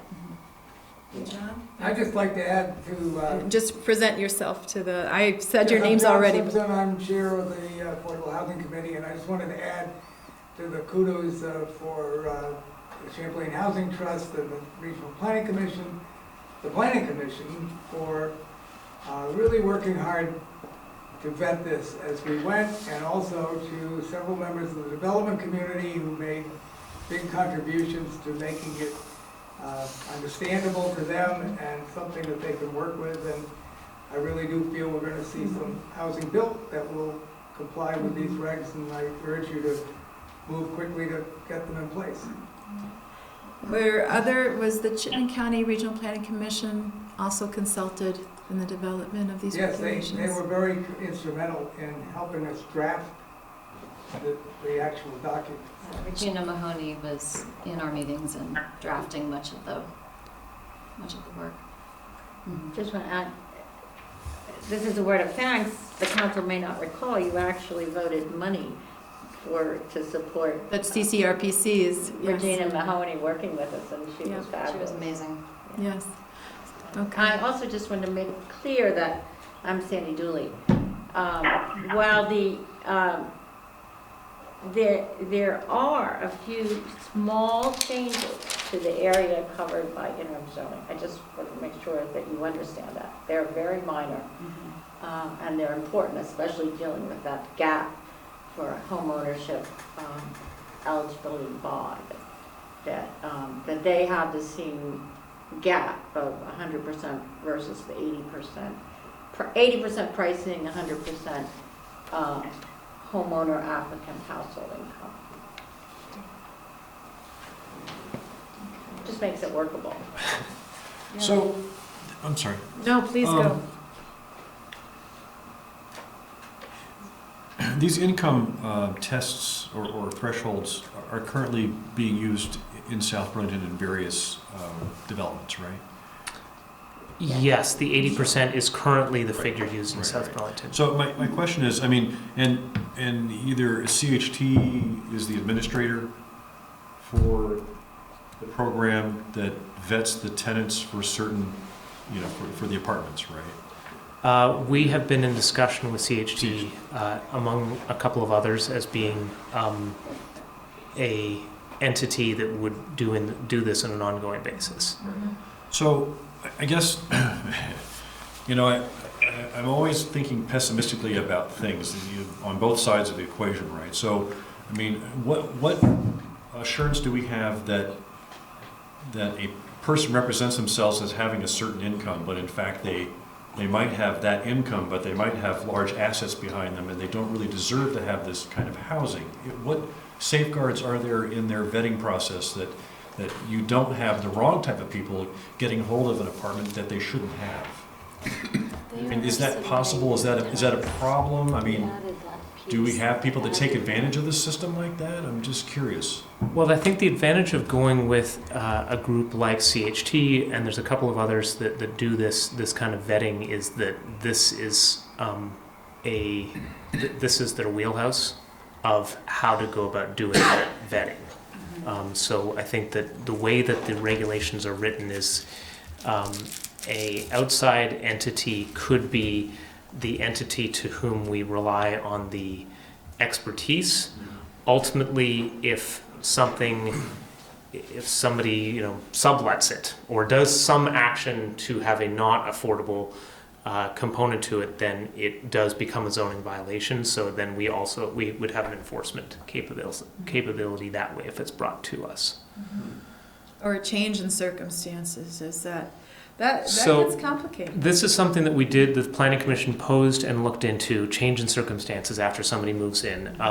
CHT looked into this a little bit for us. They were not able to come across really any cases in the country where a change in circumstance leads to somebody having to move out. That's a really sort of dramatic move and might come right directly in conflict with some tenants' right laws and things like that. So instead, what the commission did was the commission looked into what is the data telling us about how often people are moving in South Burlington, and especially on the rental side, there's a relatively good turnover in the community. And on the ownership side, a lot of what we heard through our Affordable Housing Committee folks, or there's a lot of expertise, is that people who change economic circumstances will likely find themselves in a place where they want to be able to invest in a home and get a full economic return for it. If they stay in the affordable unit, they're never going to be building any equity. And they'll build limited equity that they would have the opportunity to build greater equity. And so for the most part, the research indicates that it would be a pretty minimal number of people who are making the choice to stay, even if their income stays up. And so any of the tools to change that would be pretty draconian for something that is pretty small likelihood. I'm going to move that the City Council hold a public hearing on proposed amendments to Land Development Regulations numbers LDR-19-13A and LDR-19-13B on Monday, March 16th at 7:30 p.m. That was Repeat the time, please. 7:30 p.m. Second. All right, very good. Any more comments? All those in favor? Aye. Aye. Great. Thank you very We're going to much. head back up to the planning Thank you commission. very much. Yes. Thanks. All right, we have item number 11. It's a council discussion on a request from residents for the construction of a noise barrier along Interstate 89. And this is an email that we all received that I forwarded to Kevin. And Kevin looked into it, which we're all very grateful for. I do.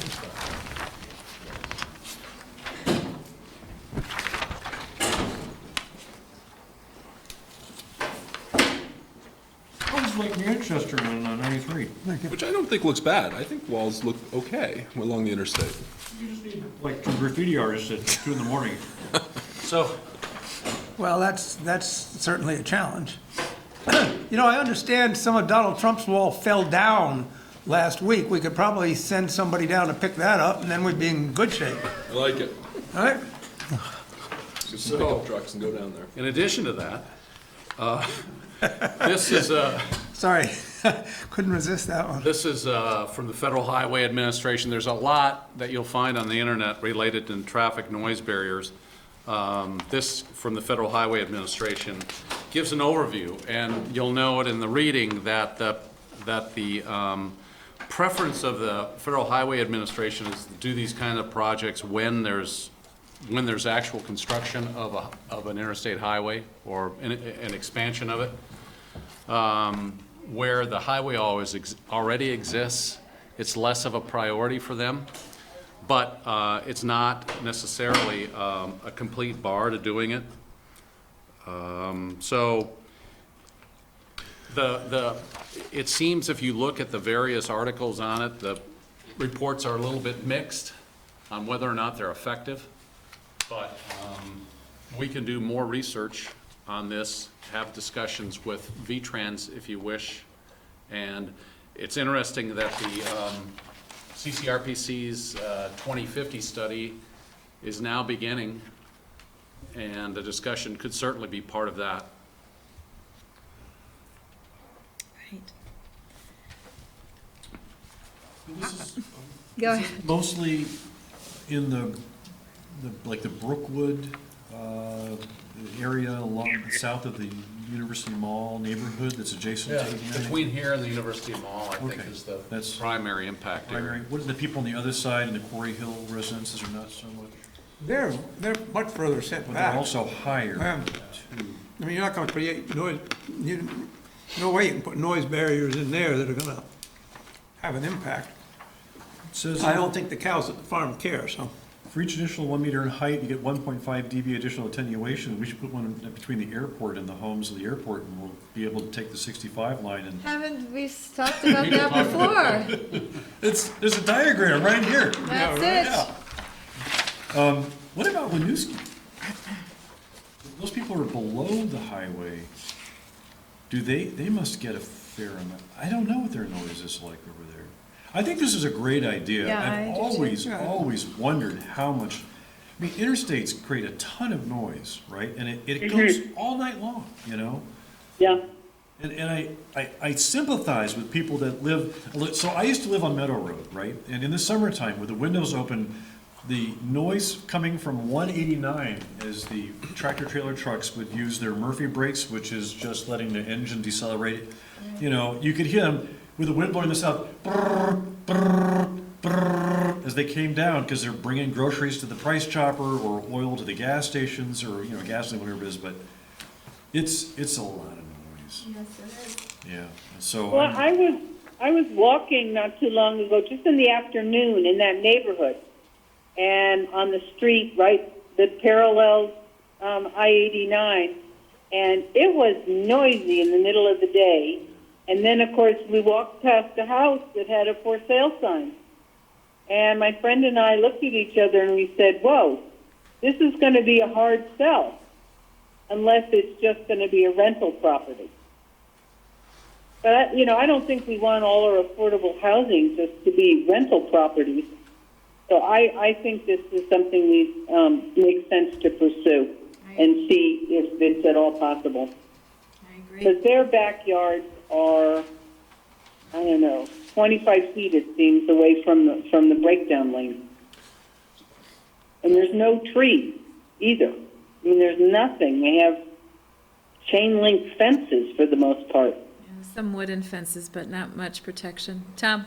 So I just want to say that I see the bike path, the bridge coming in, and that's just up the stretch, and so I know they're a good distance away, but if you start constructing there, I'm always wondering if there's some efficiencies or economies when we start to think about in that same area also building a wall. So I definitely want to move this forward. I fully support this. In the article you sent, I also saw that some of the biggest weaknesses of the walls are when there are openings. The openings effectively allow the sound, but I don't anticipate an opening on this stretch at all, so I think it'll be effective. But the other concern I had, and I think Dave already spoke to it, is these walls end up bouncing the noise back to the other side of the road, but I don't care about the cows. I think the cows can handle it. Yeah, and it So- says in here that, like Quarry Hill's too far away and up on a hill. The homes that we're talking about fit the criteria of this. There really don't seem to be too many negatives if any, And the last significant thing- negatives at all. The last thing I saw in here, and I temper this with, I'm guessing there's two residents here, Colin. Is it Colin? That's what I thought. That I saw that sometimes the neighborhoods can contribute an amount to this, either through a special assessment. So I'd love to just get an idea of what this costs, so we can Yeah. start thinking about numbers. And I don't know how we move forward a clear estimate of, Trans. yeah, so. So what we Federal. need I think- is to direct, or ask you guys to contact, or Justin to contact V-Trans and see what it might cost. And, I mean, I think it's fairly, it shouldn't be too hard to figure out. It says it doesn't matter what materials you use, as long as the thickness is the right thickness, so pick whatever you want. So I think let's measure the, measure the length and determine the height and get a price and see where we go. You know, what, It's not too complicated, and hope, it should be something that if money can be found fairly readily, it's not that great of a distance. What is it, half a mile maybe? 2,000, about half a mile. That hopefully something that could happen sooner rather than the usual later. So let's see what we can do. Helen, did you want to add something? Well, yeah, I just wanted to say I understood from Kevin that, or just reading these articles, that it has to be connected to the federal highway doing some work on I-89.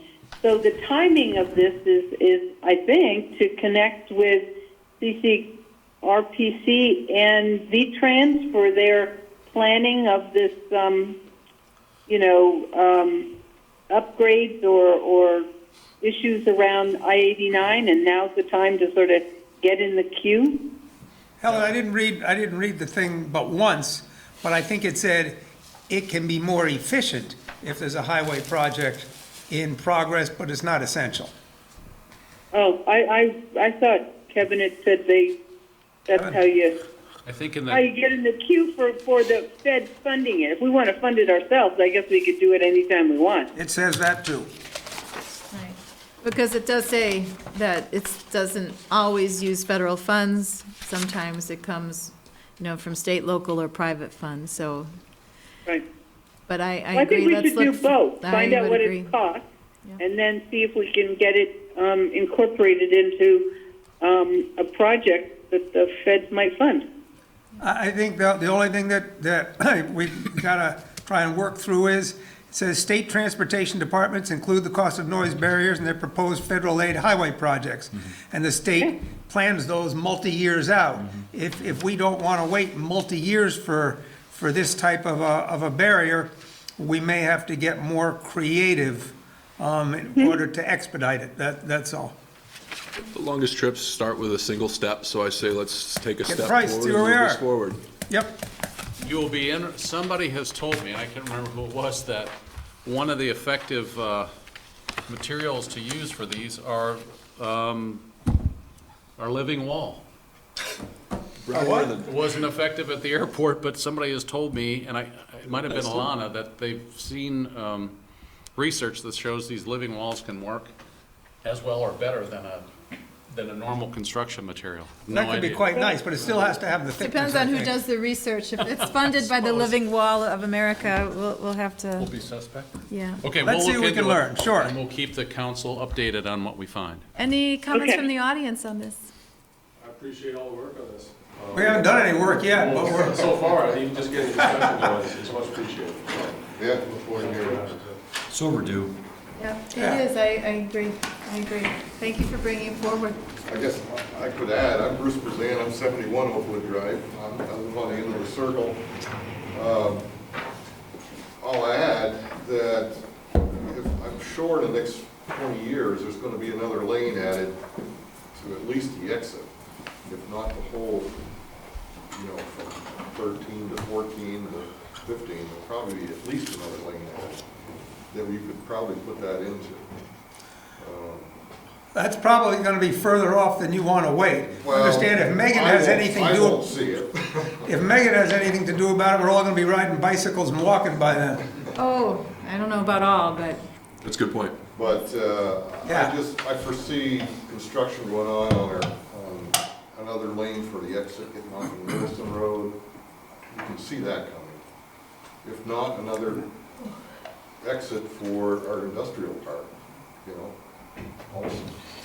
So this input needs to go to the CCRPC for the 50-year, 2050, you know, 89 Clearly. corridor vision. Yep. Because I thought about it, but I forgot to bring it up, or there were so many people making comments, I didn't want to keep making comments all night, so.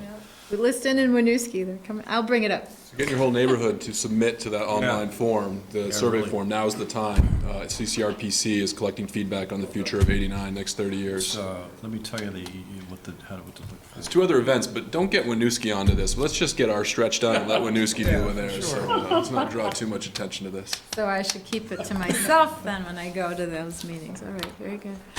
Okay, very good. Thank you again. We will move on ahead with that. Very good. So item number 12, we have December financials, and Tom Hubbard will be leading that discussion. Yeah, thanks, Megan. I always like it when we're at the quarter because we always have a little bit more information than just numbers to look at. And in this case, we're at the half year and still in pretty good shape. General fund overall expenditures at 50%. Same with sewer, stormwater just a little bit over that. And on the revenue side, we're 54% in the general fund, 46 in sewer and 53 in stormwater. So about where we would expect to be at this point. And the managers have done a good job kind of detailing some of the higher expenditures at this point, and be glad to, without repeating what they've said, just be glad to respond to any specific questions that you have about anything, either in expense or revenue. So we talked about salt a little bit already. Yeah, and so Justin put a neat little chart in there. I don't know if you had a chance to look at that, but some good analysis of, I think it started in 2013, that they had been doing some data. So even though we're spending a lot on it, if we were dumping the amount of salt we were back then, it would be significantly higher. So technology has certainly helped in the way that they really determine how much to put down, and the way it's put down over the years has certainly helped save us some dollars. Do we buy salt in the summertime? Or we only buy it in the fall and winter when we need it? There's certain buys during the year that the state offers. Oh, okay. And we become part of that bid. Oh, okay. It's usually in the fall. In the fall, okay. And you had also talked about how it's, the purchase of these new plows are actually designed to reduce the need for salt, which is actually hard on the roads because of that thaw and freeze. That actually, if we just remove the snow, it's much better than having the thaw that the salt brings. Yep. Justin's early report on those blades is positive, that they're having the desired effect. So. Good. Very good. Yeah. Anything else? No, I think it looks all good. We have to have a motion on that, right? No? No? It's just a update. Fine. Very good. We are now going to be moving on to the committee assignment reports. And I will start with Tom with GMT. I would love to know the conversation about the contributions of the local communities to GMT, how that all shook down. So we ended up voting at 4% for the urban assessed communities, and it wasn't a hard sell. So I think Heinsberg and others just commented that it's a compounding effect too. So last year we raised it by 4%, prior years had been 3%, but those amounts are 4% on top of the previous year. So there's a compounding effect that that 5%, although it sounds like just 1% higher, it does have larger effects on our budget. And Tom can attest to that as he's seen how much we've been paying GMT over the years. Other than that, I will say I'm excited that we have, I heard last 13 candidates, and we're pairing it back for the general manager, and we'll be having interviews in mid-March, and so we should have a new general manager by April-ish, so that'll be exciting. 2 electric buses? 2 electric buses. And then have they installed the charging stations? Yes, so they're functioning.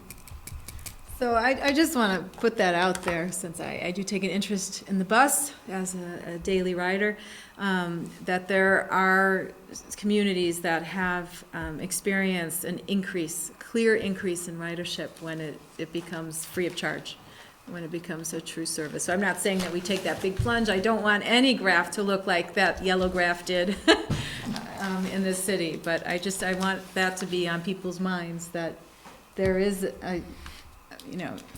kind of a track record, a proven track record, that if you make it easy to take the bus, people will take the bus. What's our structure on electric buses? Structure? What do they have for electric buses? The Proterras, how do you mean by structure? I meant, how many electric buses are there in the fleet, I should have asked? Two, you just got them, so brand new. Those aren't the ones we saw on TV last week, though, right? Those are the two new Well, I ones. thought those were Burlington. Well, Burlington doesn't have their own. Correct. It's all yours. Green Mountain Transit is, Yeah. Burlington has two commissioners, but it's part of the group. But there were a lot of Burlington officials there and city councilors at the event. I couldn't be there, I was in class, but. I read something last week, I should have cut it out for you. I didn't. That some municipalities are finding it more, I don't want to say lucrative, but finding a way not to lose so much money if they use some smaller buses and increase the number of routes so they can expand the neighborhood coverage and make the buses, I don't want to say nicer, but the way I read the article, make them more comfortable, more comfortable and smaller. It kind of be similar to the airlines now using smaller planes so they fill them fuller and adding more routes. Have you folks ever considered that? Yeah, so we just actually signed on to a VTrans grant to the federal government for, I want to say, $1 million to do this in Montpelier. So in this 7 square miles of Montpelier, a demand response, a smaller, more agile fleet. So we would break up, there would be no more fixed routes of the long buses, but instead a fleet of smaller vans that don't last as long. So they're not as durable, it's not as comfortable to ride, and there's ADA considerations, but in the end, it might result in more a better rider experience, and that will just send buses when people want to get from one place to another place. So we're waiting to hear whether or not, using technology mostly, we're waiting to hear from the federal government as to whether or not that grant's approved. But we got behind that as the provider in the Montpelier area to be the public transit agency ready to work with that grant. How much notification would they require? So it would hopefully be technology driven, and it would require both from phones as well as in our major stops, having the ability for those without a phone or an internet connection to be able to request or demand a vehicle. Like in 5 minutes or tomorrow morning? Yeah, so we were behind Bridge too. We were really excited about Bridge, but then that went away. So. But that means you put in kind of your request for 5-minute pickup or for tomorrow morning? Oh, so this would be a demand response. So you say, I'm ready now, and it comes. So that's what we're supporting in the Montpelier area. I will say I'm hesitant to say that makes sense in dense areas like Burlington, because there's just routes that it just makes more sense. You just have one big bus going up and down it to get people on there. What I'm suggesting is, on some of those lesser routes in the Burlington area, I wasn't thinking about Montpelier, this typical motor coach is 55 passenger and 45 feet long. Yeah. But then they have 30 passenger buses, which are equally as comfortable, just a whole lot smaller and more efficient. So, I'm not saying you go to a van that's not comfortable or accessible. Just say you take the full-size bus and shrink it to 2/3 or half the size, but the same type of a vehicle. The battery life would be longer because it wouldn't be as heavy to move. And They do have different size buses, David. They We do do. have smaller buses and larger. They're called, What are your smallest they're ones? called cutaways, so we use those most in the rural areas. We actually just swapped out a Gillig, one of the big buses, which are, I want to say 400,000, 500,000. We pulled that out of the budget and we replaced it with a few more of these cutaway vehicles to be able to distribute across a lot. yeah, cutaway is probably a good term. They don't last as long, and they're not nearly as a smooth ride, but we have been right-sizing our fleet and adapting it from year to year and seeing an increase in smaller I'm vehicles. sorry I didn't save the article for you. Love to see it, but on your point, Councilor Emery, regarding fare free, there is interest. Tim Ash expressed it, and then just this weekend, I was exchanging emails with Kurt McCormick, who is the chair of the Transportation Committee. One thing he's interested in, and I think there's an argument for this, even those who don't like taxes, but increasing the registration fees. So if we were to collect an assessment on every time people register a single transport car, and you could actually sensitize it, I would argue that South Burlington, which already pays $500,000 this year, if you live in South Burlington and register your vehicle, you shouldn't have to pay a public transportation assessment. But if you live in Colchester, who's not part of GMT, and you choose to register your own personal transport, maybe you need to pay an extra $10 or $20 in order to decongest our roadways. It also has fairness implications for electric vehicles or hybrids, which aren't paying as much in gas taxes, which also pay for roads. So if we're looking for that $2 or $3 million to go fare free, I understand other states have done this as well, that if we look at our registration costs, that's a way to collect it in a fair way, although many Republicans will say it's just another tax, but I think it's a rebalancing or a recalibration of where we collect funding for our public transportation. Well, what you're in essence saying is times are changing and things got to change, and you're working in that direction, and that's great. We're trying. Done. And Tim is going to go to the annual retreat next week. So there's no retreat part. It's going to be just a long morning meeting. You still be able to go? Yeah, in the morning. Great. They have food? Oh, I'm there. Coffee? Bagels? I'm there. It's my favorite committee because there's always coffee and it meets at 7:30 a.m. So I mean, I think the technology plays a big part in this. And it does. I really think that the cell tower communication for phones to municipal organizations, right, should be free. There should be a segment of data that nobody is charged for, or it's built into the Public Utility Commission structures, rate structures for the state. So that if you have to go to a web page for your town or the state, or you have to get a signal to the transit app back to the GMT servers, or whatever it is that's related to municipal governmental entities, it should be free. Just totally free. To your earlier point, we need smarter roads. So if our streetlights were reporting in real time how many Bluetooth signatures are going through and reporting that to centralized agencies so that we could route traffic to decongest the roadways, but the municipality should have to pay for those data plans from each of those streetlights. I'm with you. I like that. I mean, there's a lot of stuff that's going to happen in the future, but I mean, I would, since smartphones have penetrated, 98% of the populace at this point, right? That they have the ability to help. Like with the concept of bridge, right, was to be able to say, I'm here and I want to go there, and it would say, oh, walk 4 blocks to this corner within the next 10 minutes, and we'll pick you up, and we'll deliver you within 4 blocks of your destination, and let the back servers calculate where it should go. And unfortunately, that private model didn't work, unfortunately. Well, we'll see how this goes in Montpelier. This should be interesting. But things change, and maybe it'll get optimized. The board's very supportive of using technology. They see it as the future of public transit, so I don't think you have a problem there. I have to I do like transit, I have to say. The transit app rocks. Yeah. Thank you. Yeah. And the Really back-end does. data is phenomenal. We're getting real-time, on-time performance that we haven't had yet, so we're really started getting a better peek at how our routes actually perform, so. Yeah. I thought at one point, though, I could see where the bus was, and now I cannot. Was I imagining things earlier? I think you can see what buses are. I'd look at it. Tell you how soon it's going to arrive at where close to where you are. It tells me how soon it's gonna arrive, but I used to see the little colored point, so if it was the purple bus, I could see the purple point, if it was the red bus, I could see the red point. And now I don't, and I don't know if I have to re-download the app or what. Okay, so here I am on Dorset Street. I have a purple bus coming in 20 minutes, but so it's clearly not on the map. 20 minutes is a long way away. You have to catch me in the morning. I'll be glad to 19 follow up minutes. with this afterwards, but I'm seeing a map view, but it's still loading. I mean, ideally, if I am a registered, endorsed user, I should be able to type in my destination and say, I want a ride. It should go up and say, bus is coming in 40%. And there are 12 people that are like-minded with you and they're driving cars and they're willing to come get you in an Uber-esque way, right? And there's 2 people in those cars and they're going exactly where you want to go. It'll cost you $4. And as a single woman, I would much rather get on the bus than get into a car with a stranger. I understand that. So we just have to be really clear. Do you do Uber or Lyft? With someone else with me. I have there have been a couple of I stories, understand. more than a couple, where there have been incidents. But like I said, endorsed. I said endorsed. So, Yeah, you're right. It's not showing me the buses on the map. It's just telling me when they're coming. Right. I could have swore I saw that too. I'll I follow up on saw that. it, I saw it originally, and then all of a sudden they went away, so. No, I see dots. I see dots of the different colors. I'm not seeing the I dots. see a blue dot. That's you. That's, yeah. No, I see a purple dot, which, That's where your map's centered. oh, shoot.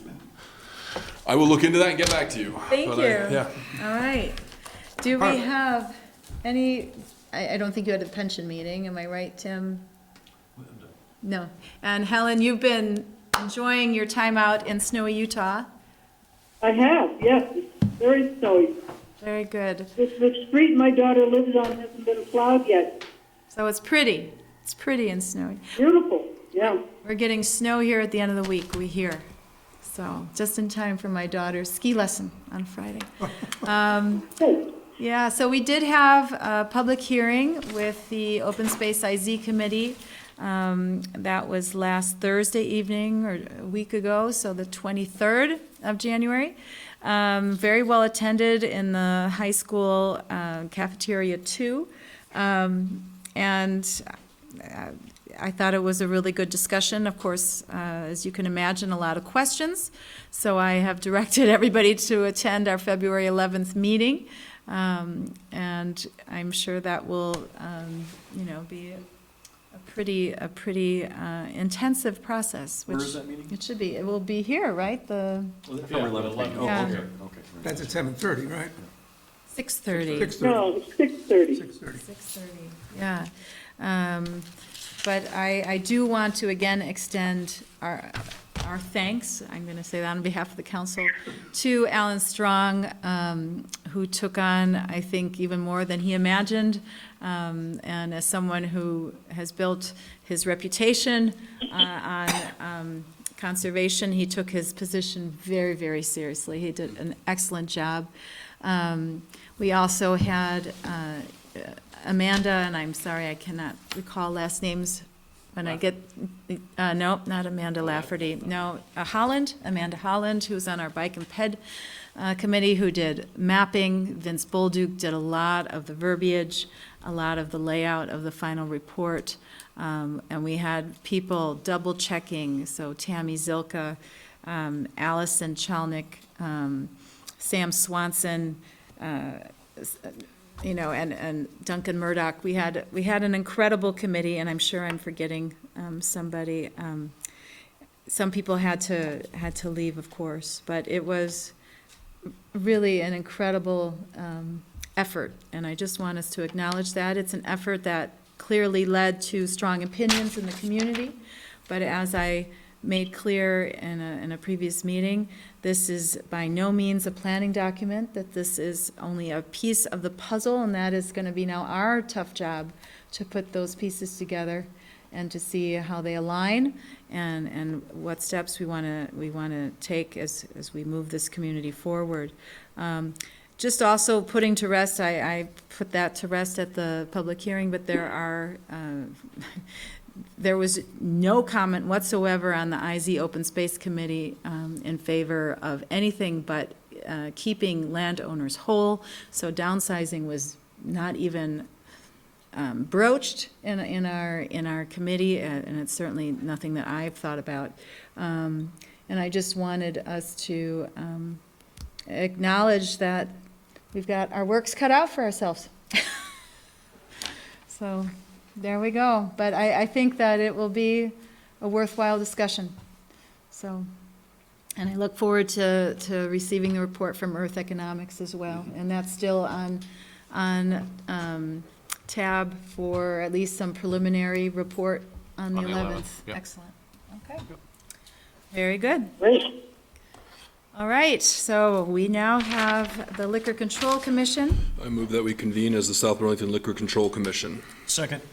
All right, all those in favor? Aye. Aye. I move that we approve the Green Mountain Suites Hotel first-class restaurant and bar license. Second. All right, any discussion?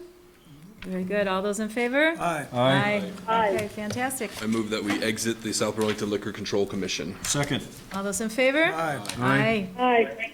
That was a record. That was, woo! Pretty quick. All right, so now we have an executive session that Kevin had mentioned he added to our agenda at the beginning. And Any we other have business before we, sorry. Yeah.